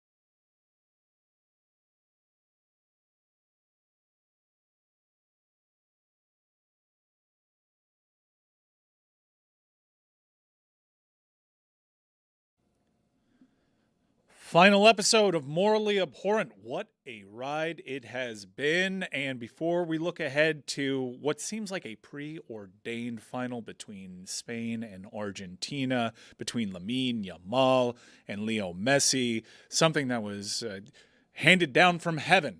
A photo from 20 years ago becomes viral yet again. I want to rubberneck a little bit with our good friend, Will Gavin, co-host of the S Word over in Talk Sport. Will, you do a lot of covering of the NFL across the pond. That was some Buffalo Bills ass behavior from England. Couldn't have had me on after a win, Mike. Couldn't have had me on after we'd won a game. Nope. Had to wait until, as always, with the mighty England, we go out in heartbreaking fashion. That's 8 times since we won the tournament. We've gone out in the quarterfinals or later, losing by a single goal. And you'd argue on many of those occasions when we were the better team, devastating stuff. Rubbernecking is definitely what you're doing. And I made the Buffalo Bills comparison on the S Word earlier today. Just sickening, absolutely sickening. The reason why the Bills are invoked is because you guys seemingly found you found a way to lose. You always find ways to snag defeat from the jaws of victory, and a lot of the blame is going to Thomas Tuchel. Now, Tuchel was careful. I thought he was pretty thorough in his explanation post-match to why he deployed those tactics. He stopped short of throwing individual and collective players under the bus, but it was clear he thought in deploying the same kind of strategy that won him a match in Azteca, he thought that the players individually could make up the difference. What was the single biggest issue that led to England blowing this match? How long's this episode got? Because all right, give me the 3 biggest issues. I can wax lyrical about this for a while. Listen, there were plenty of issues in terms of the players on the pitch. He's not wrong in those terms. In a half an hour stretch from when England scored to when Argentina equalised, we only completed 25 successful passes. There was a 20-minute stretch, or about an 18-minute stretch of that, where we completed just 2 successful passes, and that was John Stones and Jordan Pickford passing it between each other in our own box. So the players are not, not culpable for this in any way, shape, or form. Of course they are not. But if you deploy tactics where you put 6 defenders on the field, where you play 5 at the back, where you take Anthony Gordon off and replace him with Ezri Konsa, where you bring Nico O'Reilly on for Declan Rice, when you send that message to your players that we want to get entrenched, we want to sit back, we're going to give them space, and we think we're going to be able to hold them off. But this isn't Mexico crossing from deep to a 35-year-old Raul Jimenez. Yes, it was the Azteca, but we were down to 10 men in that game. Like, that was proper fire and brimstone, getting through it, crawling your way to the mountaintop. This was a situation where we had the upper hand in the game. After 60 hard-fought minutes where it had been back and forth, where it had been physical, where we'd got down and dirty on their level to an extent, and we had come out on top, we just then shrunk. We had that big moment, and we completely disappeared inside our shell. And this is what we did with Southgate. We lost 2 Euros finals where we had leads. We lost a semi-final against Croatia where we had a lead. These are games of football that we could have gone on and won if we were bolder, if we were braver, and if the manager trusted in the quality of the players on the pitch. Thomas Tuchel is paid £5 million a year, 8 million with add-ons apparently from this World Cup, to come in and not be Gareth Southgate, to come in and make the bold decisions when they need to be made. And with 30 minutes left of that game, he ran scared. Cowardly is the word that's been used across TalkSport today, and I find it very hard to disagree with it. So it's one thing to park the bus and play defensive-minded to protect the lead, but I didn't understand. All 11 players were behind the ball, and they were deep in their box. They gave the greatest attacking player probably ever in immense space to build up a head of steam. And also, this is where I do think the individual efforts can be picked apart here is you're operating in a tight space. How are you leaving Enzo Fernandez that much space? I don't understand why everyone is retreating basically to the back line and letting the greatest player of all time pick him apart with his off foot, I might add. I know you hear from Warren Barton a lot on TV out there. He's a regular feature on American coverage, but we had him on the show today, and he's absolutely right when he says you could take any goal and find the individual error, find the mistake, find the reason it was scored. And in that situation, two players in Jed Spence and as one of them, not both making the same run, not one going to the ball and one blocking off the cross was a clear mistake. Ezri Konsa and John Stones not being tight to Lautaro Martinez, who, by the way, is not a big man by any stretch of the imagination, was undoubtedly a mistake. I mean, let's be honest. I love Elliot Anderson. 116 million pounds of player should not be distracted by Messi when he's already marked by two men instead of closing Enzo Fernandez down. All of that is true, and all of those players deserve a knock on them for it. But the fact is there was just no outball. There was no outlet. There was never anything beyond just lump the ball upfield and hope. There was never... Jude Bellingham was dead on his feet. Harry Kane was out on his feet. Morgan Rogers was out on his feet. And you're telling me that you couldn't bring on Bukayo Saka. You couldn't bring on Marcus Rashford. You couldn't bring on these players with real quality. Just one occasion, get the ball forward, have them pick it up, put a little bit of pressure on them. We pressed so brilliantly for 60 minutes. We were in Argentina's face, and then we completely dropped off entirely. And it just...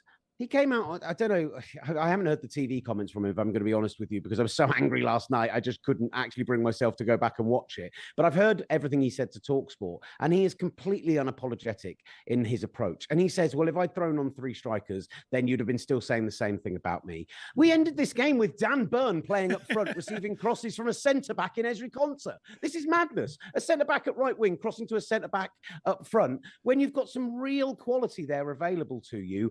I just think if we'd gone and we'd lost this game 3-0 and they'd been hands down a better team than us, it would hurt, but I would feel a lot better about the approach we'd had to the game this morning. Instead, we just went out there and we gave up in that last 30 minutes and we just gave them everything. And unfortunately, because they've got a brilliant player in Leo Messi, and you've got to give praise, right? Scaloni made brilliant substitutions himself. A great decision in starting Simeone, who wore that left-hand side down for us, and then bringing on Rodrigo de Paul, bringing on, obviously, the goal scorer in Lautaro Martinez. Like, those were great decisions. He made front-foot decisions which went and won his team the game. Thomas Tuchel, whilst you could knock Gareth Southgate for never making decisions, Thomas Tuchel made wrong decisions, and unfortunately, on this occasion, that's cost him massively. So, Dan... our host, Le Batard, he has very little time for intangible things, but I was trying to explain to him, no, England gave out because of something that was very quantifiable. They had 12% possession after Anthony Gordon scored. They were quantifiably more tired. This wasn't a thing about will. This was England. And, Will, as you know, in this game, you are more prone to mistakes when you are that fatigued. I thought 100%. That the path that they had to take in Azteca, the wild variance in environment and altitudes, temperatures, the swing from Azteca to Miami Stadium. I was there in that building. I actually thought they caught a break because the sun wasn't shining, but it was swampy. And let me tell you, I am of the belief that Harry Kane is never going to be the same again. I saw a player quite literally leave it all out there. And outside of one long ball, Harry Kane was pretty invisible there. I think if we can pinpoint this to one mistake, one key mistake, was when you have a team that has been pressing your ass the way that Argentina was, you need to bring on a player with take-on ability. And to not put Saka in, to not put Rashford, who would have been my choice, I think ultimately that had a domino effect that ended up tiring out England, that led to the mistakes in marking, that led to what is the most egregious part about that entire match was Enzo fired off a warning shot, and it did not get it did not get addressed afterwards. Like, where is the panic? Where is the panic from everybody there? This cannot happen again. They just kept repeating the same mistakes. They were so desperate for that match to end. They were so dog-tired by the end. If I could say it was one thing, it was not putting on a creative attacker that had take-on ability to do something about that press. They just played right into Argentina's hand, who looked composed. I would also have brought on potentially Ollie Watkins as well. And whilst replacing Harry Kane is always going to bring question marks, in the same way that when Norway took off Erling Haaland at half-time of extra, I mean, that's because he knew Dan Burn was coming on, so he was running scared, right? But yeah, other than that, I can still enjoy our wins, right? Even though we lost in such horrible fashion. Just players who can get in behind. They have two fullbacks who cannot defend. They had two centre-halves who were both on yellow cards, and then they replaced one of them with a 38-year-old. Yeah. You don't think that if we're running at those players, we're not going to have a chance of... What are you doing? I don't understand it. All right, so this is where it's most frustrating, because as someone that has done work in the UK and well familiar with your plight and your story, the fact that you guys are essentially the Buffalo Bills, I thought this time was going to be different. I put a lot of stock in that victory at Azteca, and for 60 minutes, it looked like a prophecy was being fulfilled.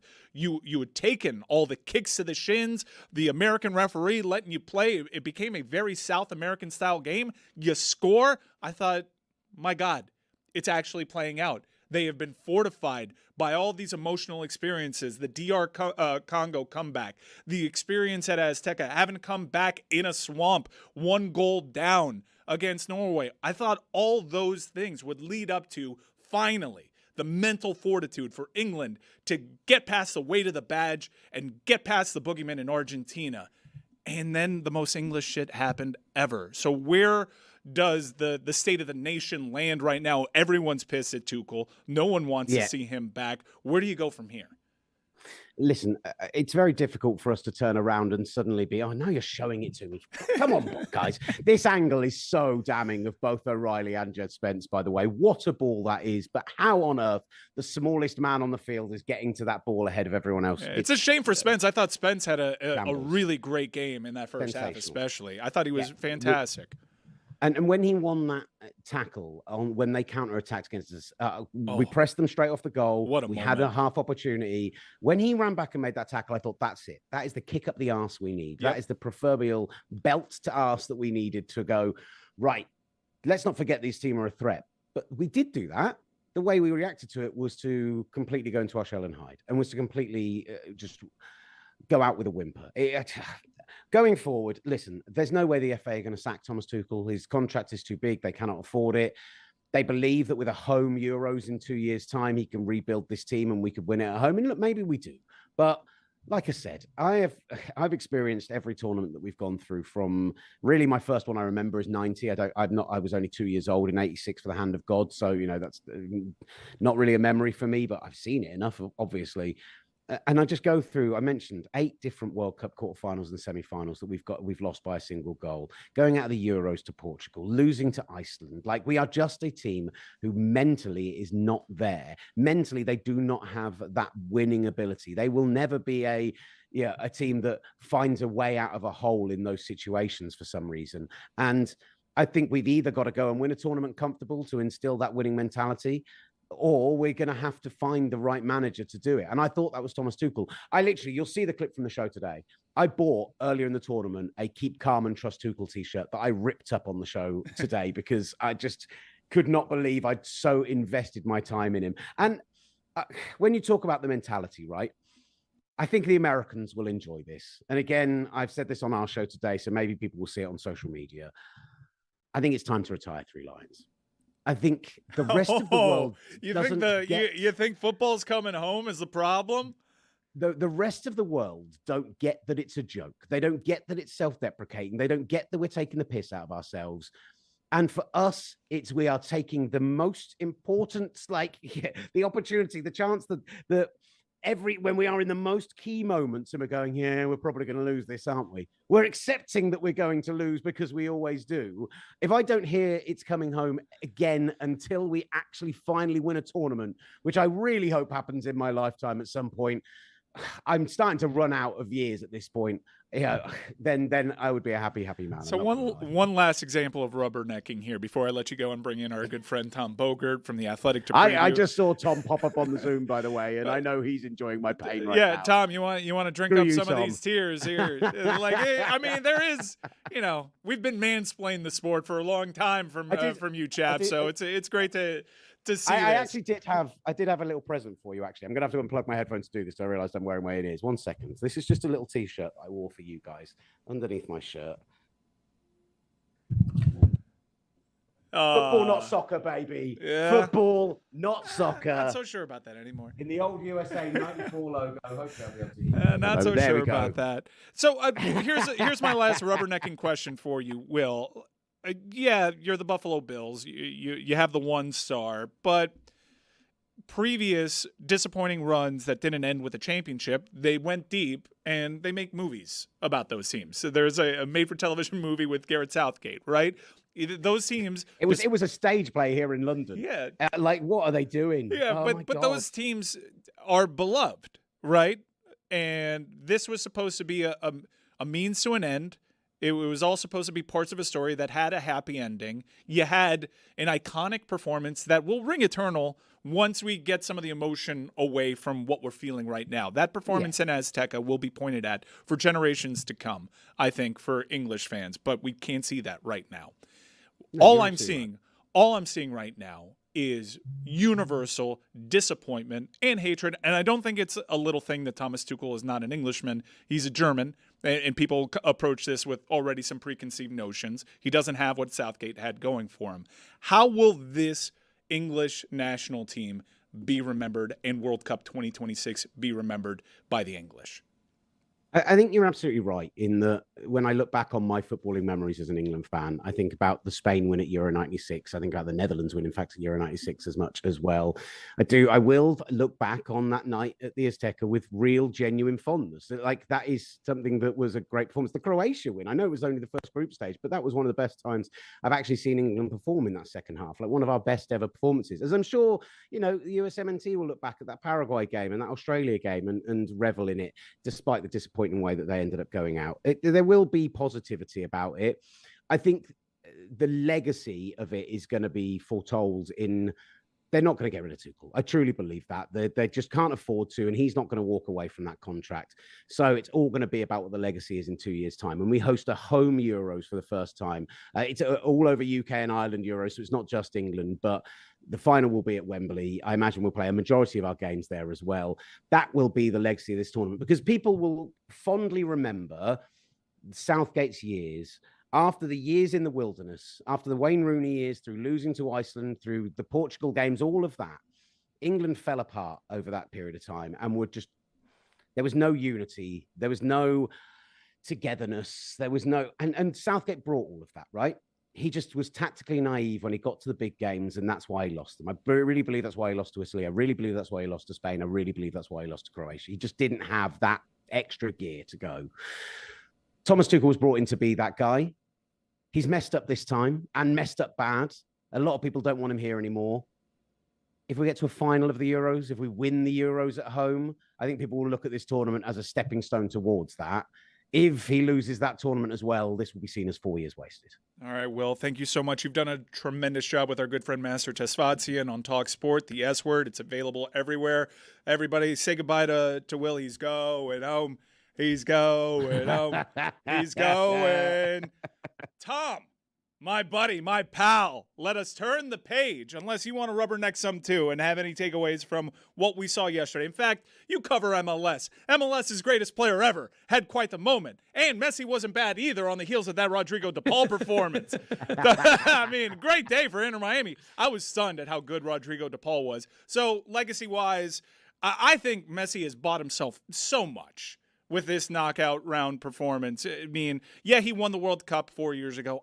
Dude, it is nuts.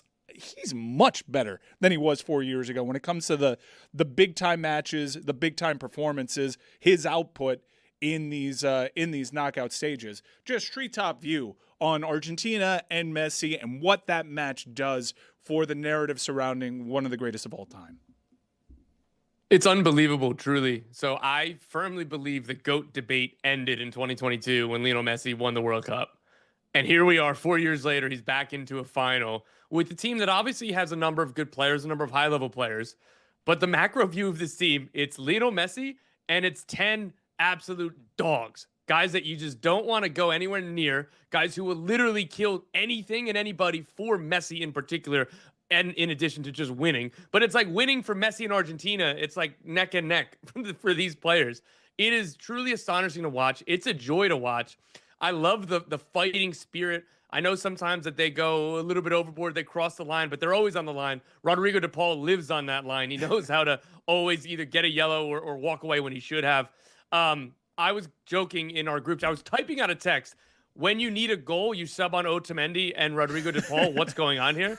And then de Paul put in like 3 delicious crosses. And I was like, all right, let me delete. I was wrong. So it was a truly unbelievable spectacle for Argentina in that win over England. It's weird because generationally speaking, not the best Argentina in terms of top-end talent. They had individual players that were big deals. Like Di Maria was a huge attacking player in the prime of his career.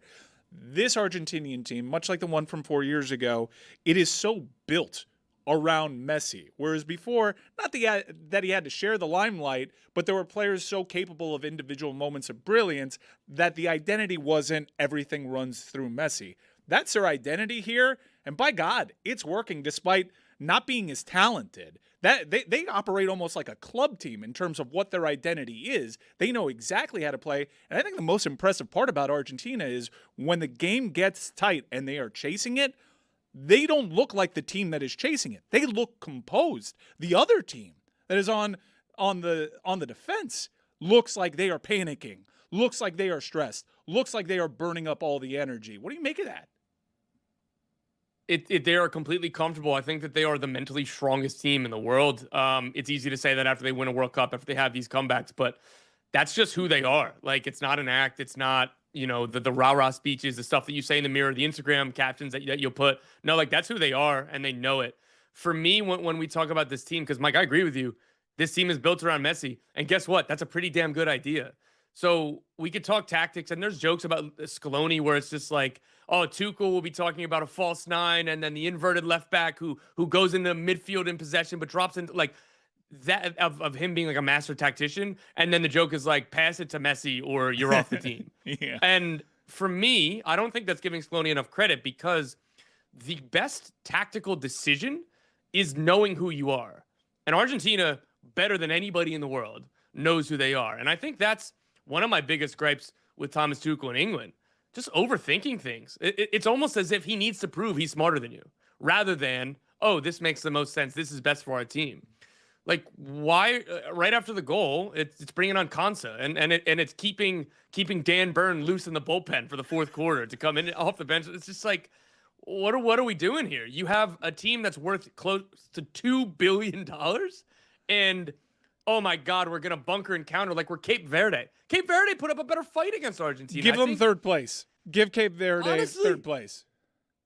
Like let them play in the third place game because I know England doesn't want any part of that. Want to. Will's hanging around still. Will, you want any part of that third place? Absolutely not. It's the worst game in all of football. It's an utter disgrace that it even still exists. And Master has been winding me up all day about it, saying, oh, he still gets to play Saturday. I'm like, no. The nation that believes more than anywhere else that if you're a runner-up, you're just first-place loser, should not believe in a third-place playoff. That is a disgrace. The only thing I wanted to say before I do go, because I thought this about Messi earlier today, and I looked up the odds. Messi was plus 5,000 to win the Ballon d'Or before the World Cup. If they win on Sunday, with the number of assists and goals he's had, I think an MLS player might just win the Ballon d'Or. Pretty sensational.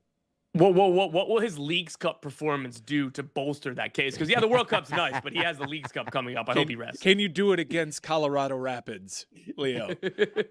I have actually given that thought too, Will. It's not like his club output isn't tremendous, but that's always going to be diluted by what people think globally of MLS. But an MLS player is absolutely bossing this tournament and has the highest output in the World Cup. You can maybe have a few knocks, more than a few against him because MLS isn't of quality, but it's not like he isn't absolutely dominating that league. I think he has a hell of an argument. It's madness. We had Julio Arca on the show earlier today, and he said what's amazing is that the Argentine public was still treating Messi, the greatest of all time this week, as like, yeah, but Maradona did it against England in '86. So unless you've done it against England, we're not sure if actually you are the greatest of all time. And then he goes and gets 2 assists and turns the game around almost single-handedly in the last half an hour. Oh, brilliant. Thanks, guys. Show me that as well. That's what I really need. Just rub salt deeper into that wound. We will once again formally say goodbye to Will Gavin, co-host of the S Word and the Talk Sport, and preview a final that England will not be playing in. That's right. Spain versus Argentina. Market prices suggest that Spain is the favorite to lift the cup. I agree. And I know that we're all breathless after that yet another incredible Argentine clutch performance with Messi, and they have the best player, and everyone is just resigned now. That's amazing how the narrative has shifted. Everyone is resigned now to the greatest player of all time doing greatest player of all time shit in knockout stages, when you realize for the vast majority, these moments have eluded him, and he's having moment after moment after moment after moment in these knockout stages. But I do think Spain presents a unique problem for Argentina. They were lucky to run into an English team that wanted nothing to do with possession, didn't put any players on that knew how to take on anybody, that had anything to do with keeping possession. Dog, that's not the situation with Spain. They love to pick you apart and tire you out, and they are pretty composed, and let's not even mention how defensively stout they are. I do think that we're running into a cool narrative here where Lamine Yamal, even though he hasn't had the greatest tournament by his standards, the goals aren't there just yet, can be the Highlander that has taken out Cristiano Ronaldo and Leo Messi. What say you? It'd certainly be a fun story to tell.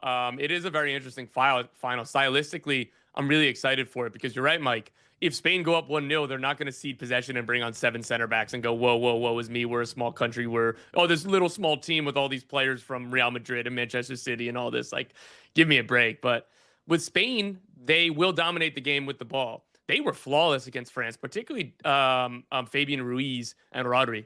Like, that double pivot truly didn't put a foot wrong. It was really, really cool to see. Argentina, though, more than any other world power, are comfortable without the ball. If it's 70% possession to 30% possession, Argentina maybe not prefer that, but they're going to be fine because these guys can suffer.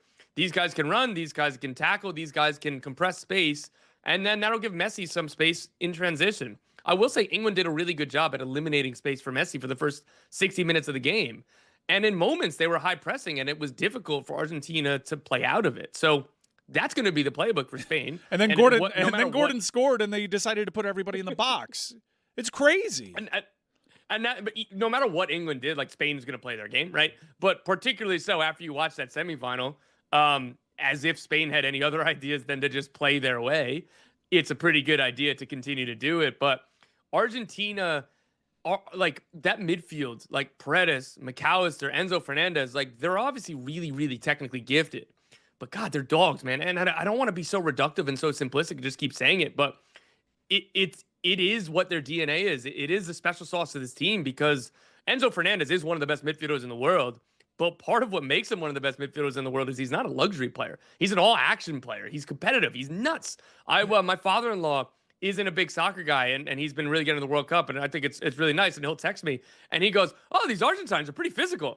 Like, yeah, keep watching. Yeah. And all of that is with intent. Yes, it is their identity. It's all they've known. This is a very South American style, but feeling out the boundaries of how the game is officiated, and also writing the officials the way that they do.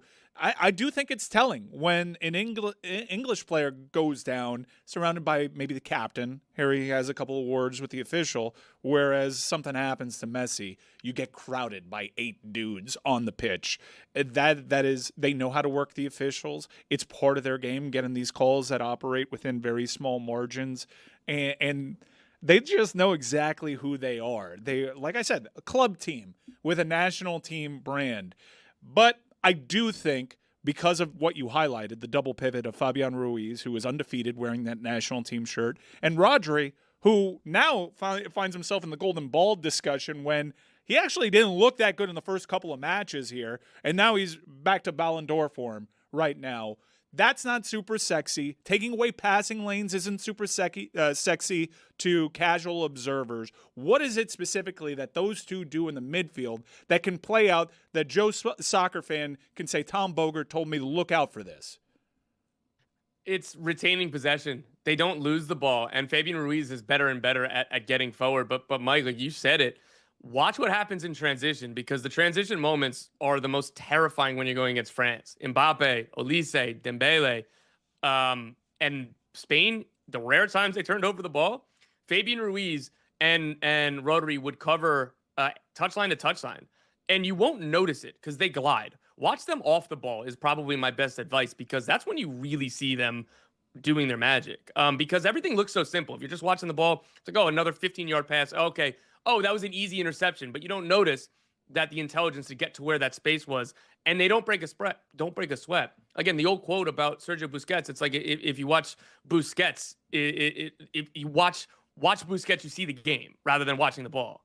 And that's what this team is so good at. And Rodri did not look great early in this tournament. He is back to his Ballon d'Or form as he's played against France. Fabian Ruiz, I think, is constantly overlooked. Mike, like you said, it was kind of a throwaway line, but let's say it again. He's got like 50 caps for Spain. He has not lost one single time. That's unbelievable. No. And this is not somebody who, when we talk about the best midfielders in the world, we probably wouldn't even call him world class, let alone put him in that discussion. This guy's so very good, and he's getting his flowers over the last week because that performance was awesome. When the starting lineup came out, I think there was a couple eyebrows raised, like, why isn't it Pedri? Why isn't it Gavi? But it's Fabian Ruiz. And it's the same thing with PSG. This year, he was injured a little bit, and it's like, oh, can they go to another level because they have a more creative, more exciting attacking player, somebody who's going to dribble or take more touches? And then no, like, you just realize this guy's awesome. Yeah, Spain's manager has also done wonderfully well. The tactics deployed, every substitution seemingly working for them after that Cabo Verde match. I am curious if Messi, who spent so much time on that right side against England, I'm not really sure how that came to be. It's more than I've ever really seen him operate, at least wearing a national team shirt on that right. Are we going to get situations in which Cucurella is on an island against Messi? Because I do think that while Cucurella is very good and I think is supremely underrated, I don't like Messi going at him at an increased clip. There is an opportunity here for Cucurella to make a mental mistake that leads to a big chance. In Cucurella's defense, Mike, there's not literally a single person living on this earth that I'd be content going one-on-one with Messi. And it's the same thing for Lamine Yamal. It's the same thing for Mbappe. And I think that Messi is just so good at everything, right? If he was not a great dribbler, he'd be one of the best through ball artists we've ever seen in this game. Like, that's what we'd be talking about for him. If he couldn't score, we would talk about his dribbling, right? Like, he's like the very, very best at so many things. Another thing that he doesn't get enough credit for is his brain. He drifted to that side because he felt the game and he was in the middle and there wasn't space.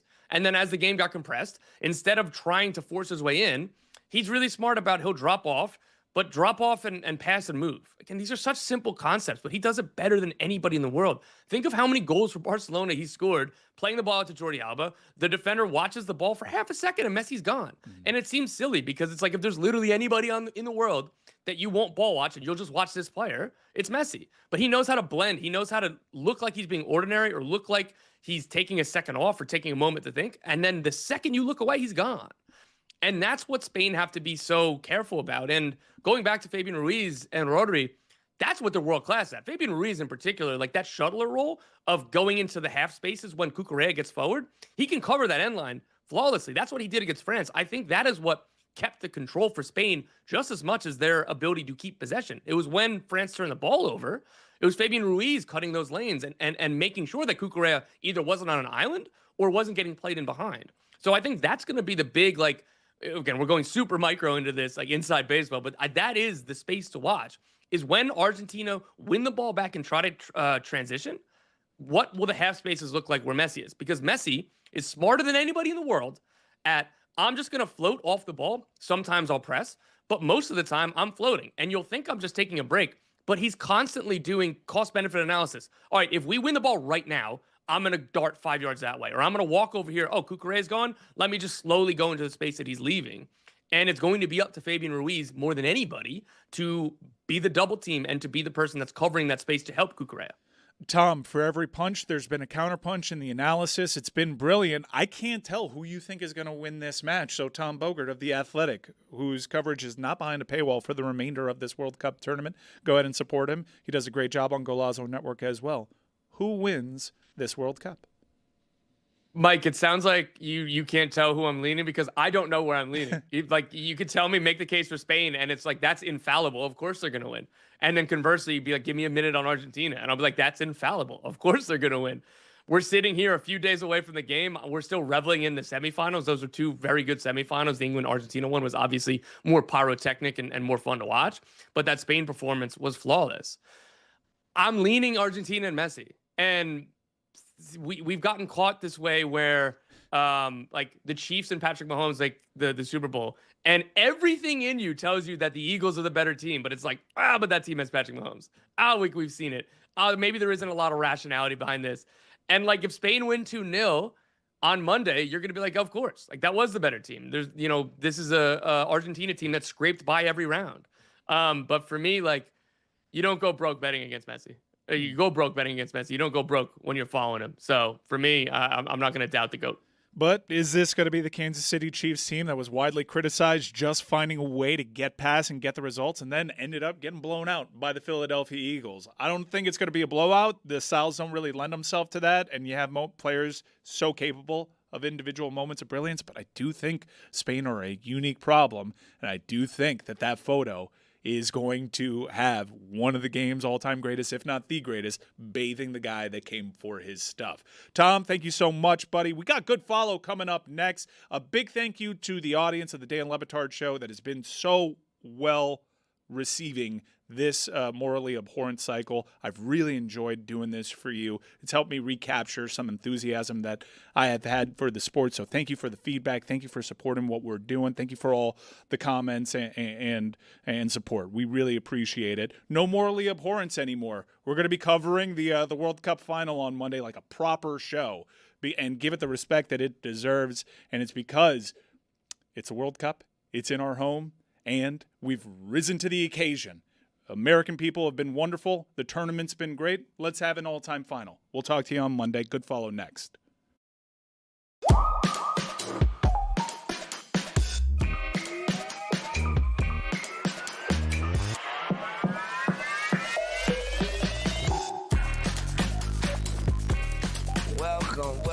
Welcome back to Good Follow, presented by DraftKings Sports. I am the kid Juju Gotti, joined by my sister Trista Crick as always. How you doing, sis? Well, Juju, the Portland Fire beat the Atlanta Dream. Okay. I know you were going to try to keep that off the rundown, but 15 yards, personal foul. I see you're not wearing your Atlanta Dream jersey today. You're wearing a Connecticut Sun, and I'm wearing 15 more. Oh, 30 right. yards that way. Anyway, I'm doing great. Damn it. She right now. But when she right, she right. This is what it's all for. If you can't dunk on your homeboy who root for the other team, then what is this America we live in? She is right, dog. Them Portland Fire, man, they are a resilient bunch. They tinkering with that lineup ever so slowly. And, brother, I would like to warn you before you go up there, or if they come into your building, you might get a little boot on your behind. What you think about the Portland Fire's recent success? Yeah, I mean, I think they probably don't beat the Atlanta Dream without Angel missing that game in a boot. But we take the wins where we can get them. You know, yeah. Carla's been playing great. Emily Enxler has been playing great. Megan Gustafson has really found her way. So this is a team that's not doing nothing in terms of real contention, but they're scrappy. They're fun. They're very fun to watch. And, anytime that I can rag on your favorite team when they play my favorite team, I'm going to do it. For sure. Hey, did you see the tweet going around where Drake had his lips puckered up in the braids and somebody quoted, it was like, why does remind me of Emily Enxler?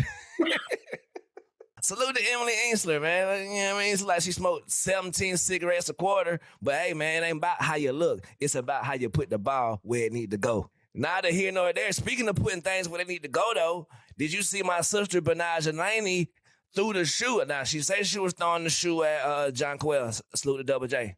But that thing traveled right where she wanted it to go. Bink.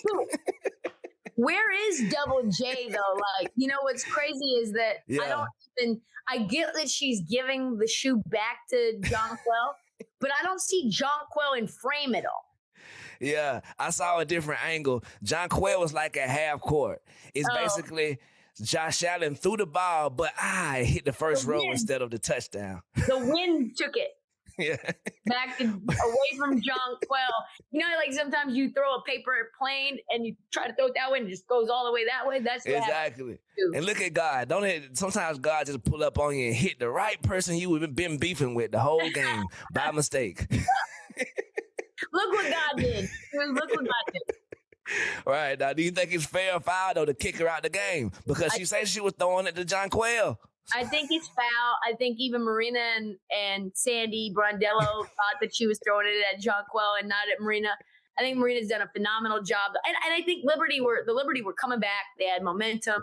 But Naj obviously is a key piece on and off of what the Liberty want to do because she's been getting some DMPs that we don't really know why. But that's weird. I think in general, the Liberty had some momentum and ejecting her took the wind out of their sails. It could have done the other thing, by the way. Like it could have actually inspired them. You just never know how that's going to go.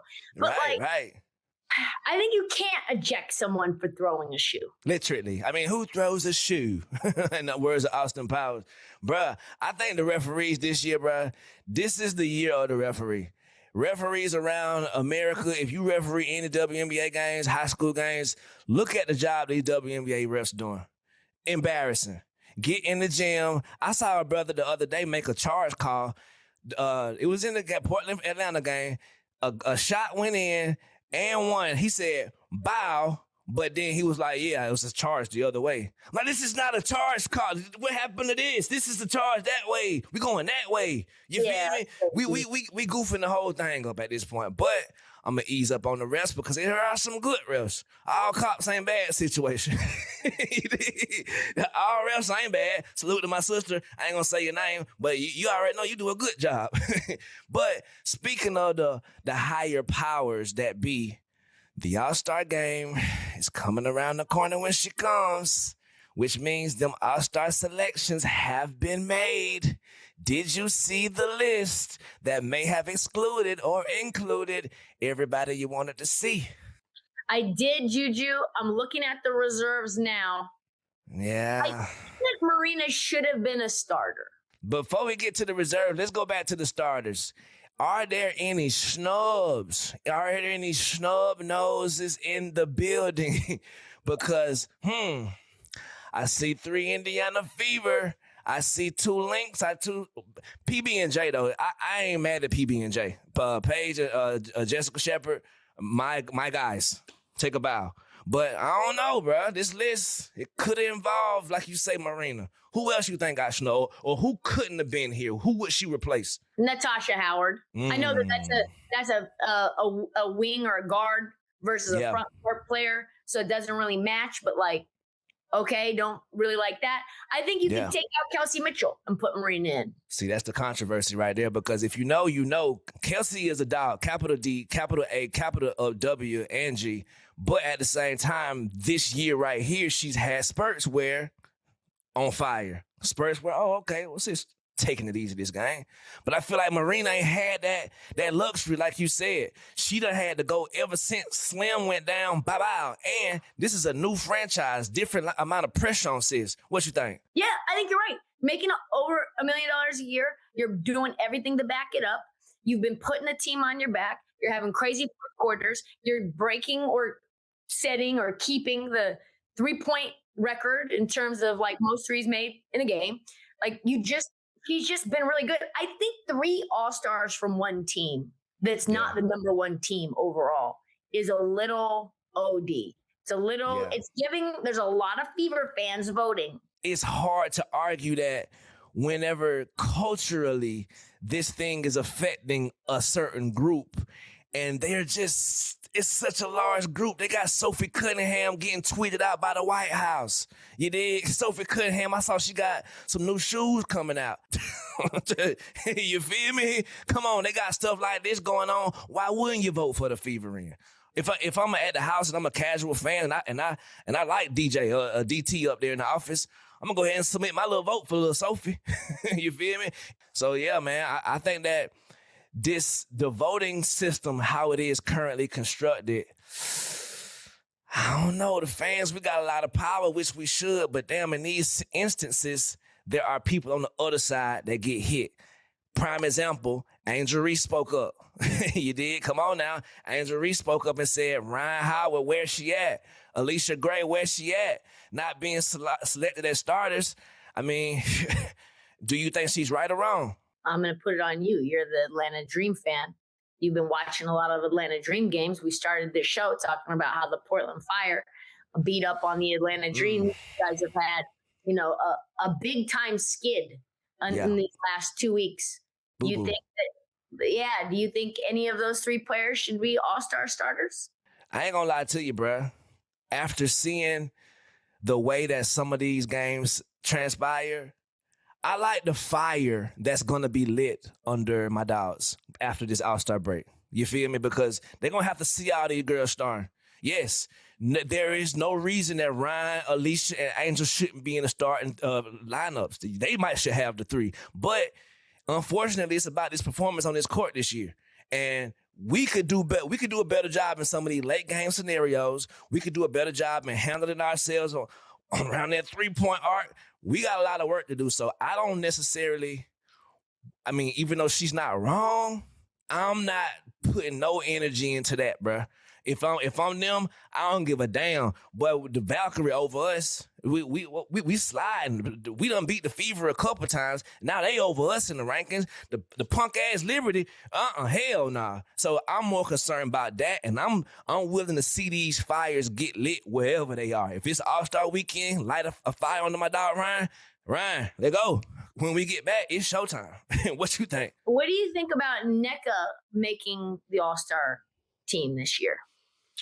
On a team like the Sparks that says down in the dumps. Like Alyssa Thomas leads the league in assists at 8.2 assists per game, but because the Mercury stink and sit in 12th place, why are we then giving NECA that same level of accolades when the Sparks have been garbage as well?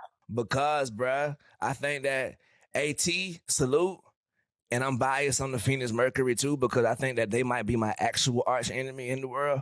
Like, I love that they doing ass. Like, they so ass and it's fun. And it has nothing to do with Car. It has nothing to do with people over there. It's the organization. I think that might be what it is, bruh. You don't necessarily have the same affection when you see AT if you a W just lifer than when you see, you know what I mean, NECA. It's like, and on top of that, NECA situation, because even more than just the feeling we got for her, Cam Brink been down. You did? A lot of folks been going down over there in LA, and she done had to step up more than we kind of assumed she would have to after they lost with Azare, Rakia, building blocks, and they got Area Atkins. Not finna start. I'm not gonna go there. I'm not gonna calm down. I'm not gonna go there. A lot of things ain't working out like we thought they was. You feel me? We need him. We getting way bigger games from Erica Wheeler than we ever expected we was going to get. And salute to E-Weezy. You feel me? Let my dog know. A bucket forever. But I think that's what it is because she done had to step up. And it's Hollywood, baby. What did you think about Brittany Sykes, a.k.a. Slim, getting on Twitter and being like upset that she didn't make the All-Star team when she's injured? Why do you want to be voted in when you can't play in the game? Yeah, I feel her. And I feel her and I feel you. It's like she was going so crazy at a certain point that it was like, what is happening? Like, why does she just not drive to the hole every play? Because nobody can stop her. But that plantar fasciitis happened, what's that, 2-3 weeks ago now. And we still ain't got to the break. So I think my dog, she just doing what she got to do. She, man, I ain't make it. But no, good and damn well, boy. Your spot was in the rafters anyway. I know who ain't even scarfing about being on this list as a rookie, as a first-time All-Star, as a first to say, Olivia freaking Miles, dog. Oh, my God. Bruh, if she wasn't an All-Star, if she would have made the second team, that's when we would have had a real problem. You feel me? That's the real deal beef. Yeah, I agree with that. Olivia's been incredible. We've got to keep an eye on Olivia's on-court demeanor, but she is a dog, and she says she doesn't want to get bullied or pushed around. But just know I'm watching you. Just know in 2026, in July, I'm watching for the future whether this is Olivia Miles or whether she just doesn't want to get bullied. But it's going to be a very fun All-Star weekend. I do think to a degree, Angel Reese is like suited and booted so that she doesn't have to really do anything in Chicago and give Wintrust any of her star power. I'm not going there. I'm not going to the United Center. I'm not going to Wintrust. I'm not going back to Chicago. I'm going to hang out with my boyfriend, Wendell Carter, and you're not going to see the Bayou Barbie anywhere in any place that gives Chicago any shot. Mm-hmm. For sure. The boot was crazy. Like, I didn't recall like a little ankle sprain leading to the straight boot. Like, no, don't even think I'm coming to this All-Star weekend. Boot my dog up right now, bruh. Like boot her up right now, bruh. She twist that guy, it needs the boot. ASAP. I saw a photo of her in the boot. When I saw the game, I was like, oh, damn, sis eating this up. Yeah. But look, for the first half of the season, I want to give out a couple awards before we go to break, man. And I want to ask who do you have in this position? So I'm going to ask you first. I'm giving this award to Letitia. I'm in here. Oh, say it again. Best flop. Best flop Exactly. of the year. Flopper of the first half of the season, my dog. Congratulations. Take a bow, sis, because you got a couple times when the snipers hit you Honorable from the roof. mention, Caitlin Clark. She pretended to get kneed in the groin by Chelsea Gray. Phantom knee. She did not touch her. Where was that? And then she falls to the ground. Look at this. Oh, my God. Bruh. And the other side, the other angle, but here we go. This Here will it show the whole truth and nothing but the truth. Foul on Caitlin. You know what? Oh, my God. It be bad, bro. If I'm a referee, we got to institute this, bro. If I take my behind over there and review this and waste all these folks' good power and this capability here, and I see you flopping on, technical foul on you, Caitlin. I'm so sorry. Check, because... And she stayed mad, too, on the bench. She was like, it's a effing foul. It's a effing foul. Sis, look at the Jumbotron. You fouled her on the arm, and then you just... Where was the foul, Juju? Anyway. Right, bro. It was a foul on Caitlin. Salute. Bronze and silver medal go to Caitlin. And For even sure. Becky was like, this shit's drama. I'm tired of this bullshit. They're like, we're going to review it for a hostile act at the Michelob. Right, bro. Caitlin, girl, strike three. But also, okay, crash out of the year. Who do you think the crash out of the year so far is? Ooh, crash out. Mm-hmm. I'm going to give you my answer so you can think. Okay. My answer is Coach Sidney Johnson. Oh, yeah. I mean, when the police are involved, then yes. Nobody else got police involved. Nah, you're right. I should have called it the Tupac of the Year award. Sidney Johnson. You saw them boy playing. Hit him up in a coaching circle. Crash out. And go to Surprise of the year. Who do you give the surprise of the year to? Portland Fire. Their win total was 11.5. They already have, let's see, what is it? 8, 9 wins? Let's see. 1-13, Juju.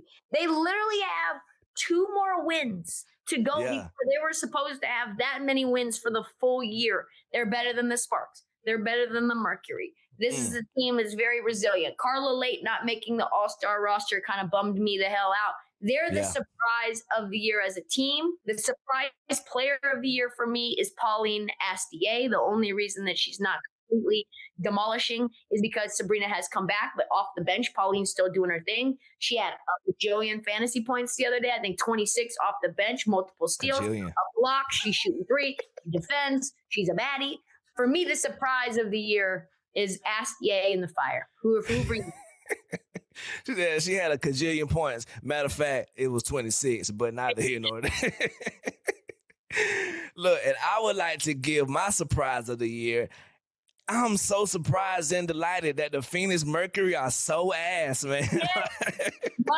It's now time for the DraftKings Sports Pick of the Week, presented by DraftKings Sports.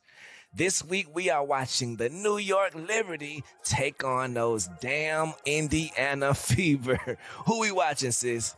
Oh, Juju, you know we got to watch our girl, Aaliyah Boston, for the Fever. The elbow, go them Mo's against Stewie, against Jonquel. Who for you on the Fever? On the Fever, I think I'm going to stick with Aaliyah because she got that look in her eyes. And when she got no color in the braids, I like that. You did. She mean business right now. What about for the Liberty for you? For the Liberty, I think I'm going to have to stick with that duck, man.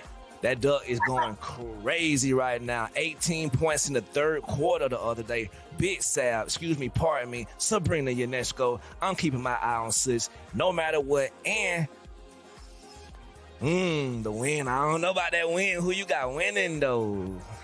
I think the Fever right now are on the hot streak. The Liberty are giving me scary hours. I agree, dog.